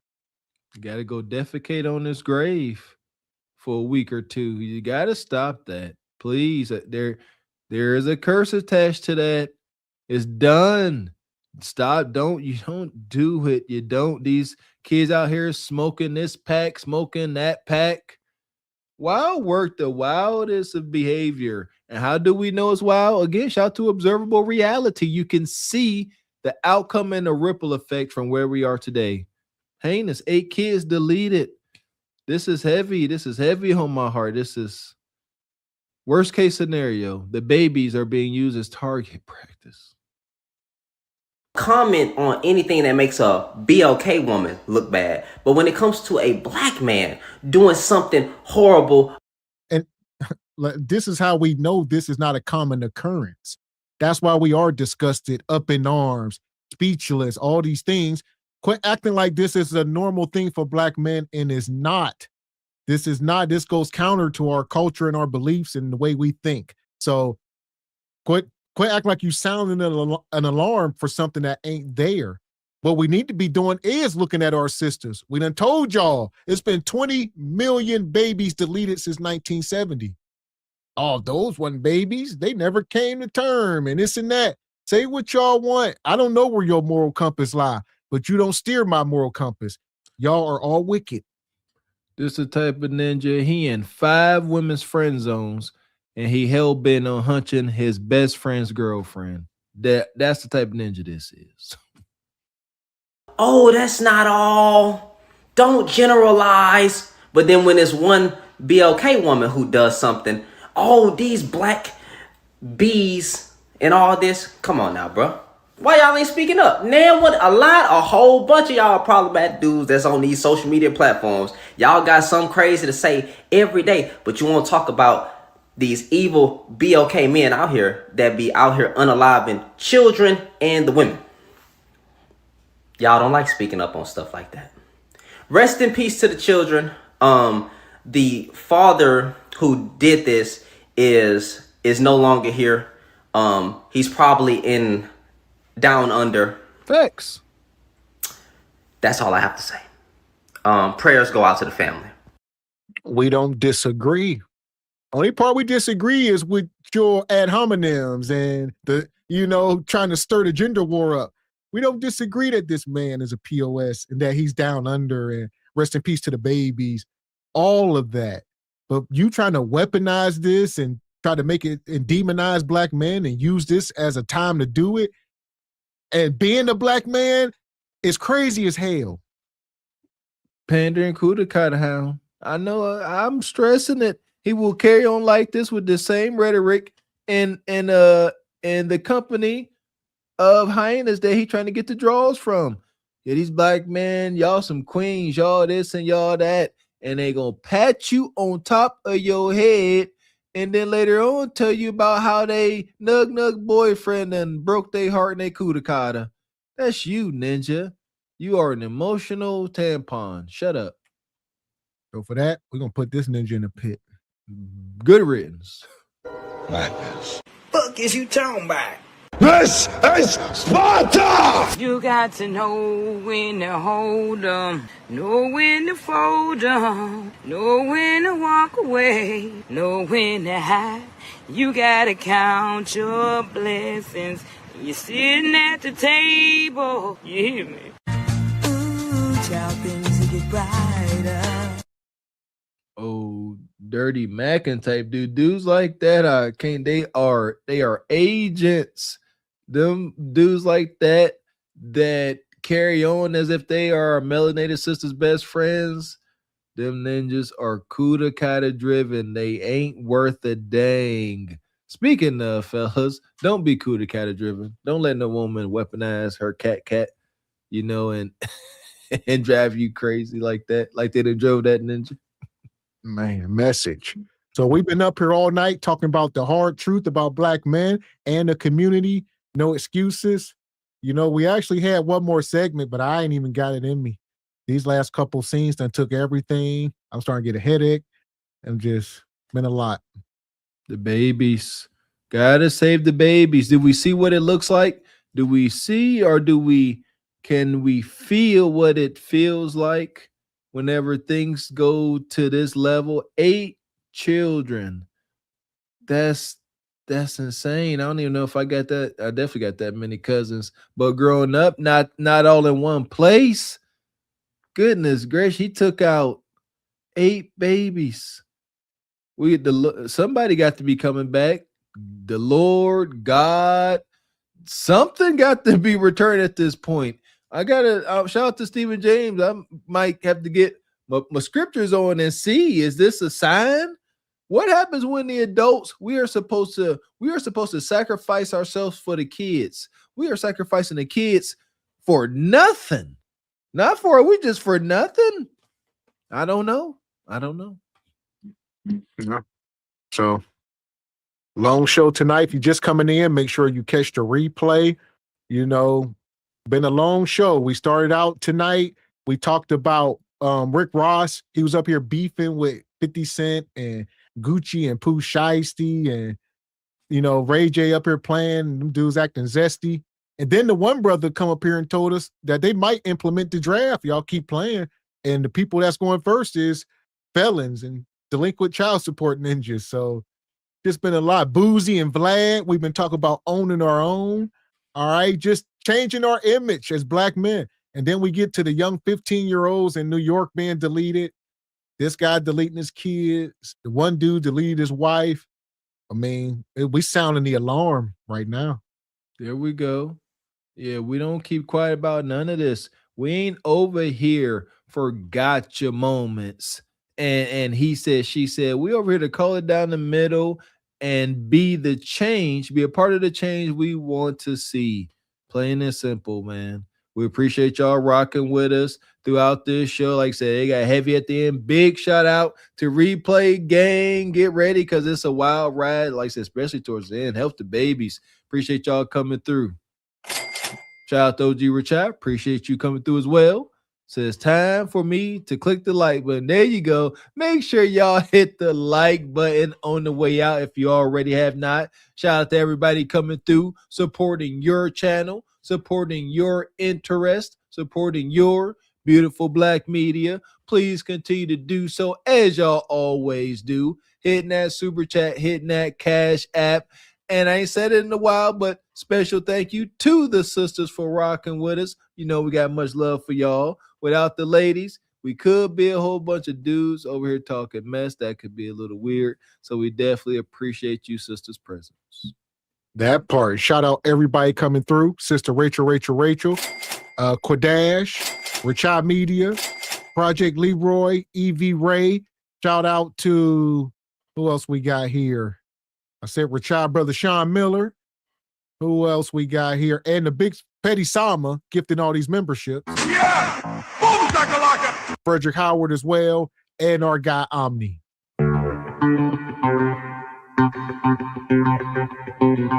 Shout out. Big shout out to Omni Design Studios. Came through with that old energy, early in the game. It's been a while. We appreciate you, brother. Another day one. Appreciate you for sure. Thank you.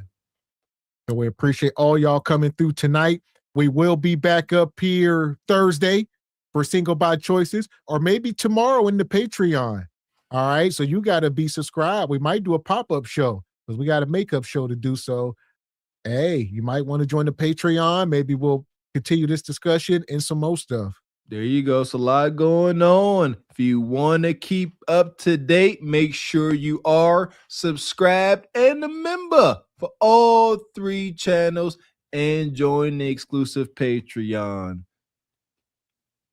And we'll be back up here for sure Thursday night, 8 p.m. Eastern Standard for SBC. I see there's already a lot going on in these streets, and we got to catch up on. Oh, yeah. Never a dull moment in the dating, mating, and hating scene. Be there or be square.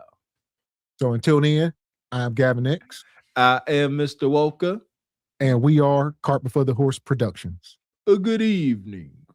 We're trying to get you old now, viral online. Truthful lies, say it loud, say it clear. Left the streets when you need you here. Quarters of vision, fit your focus, kiss. Break generational suffering. Truthful lies, say it loud, say it clear. Left the streets when you need you here. Quarters of vision, future focus, kings. Break generational suffering. We don't profit off death. We don't clap for destruction. We here to build men. Not bury boys. Not bury boys.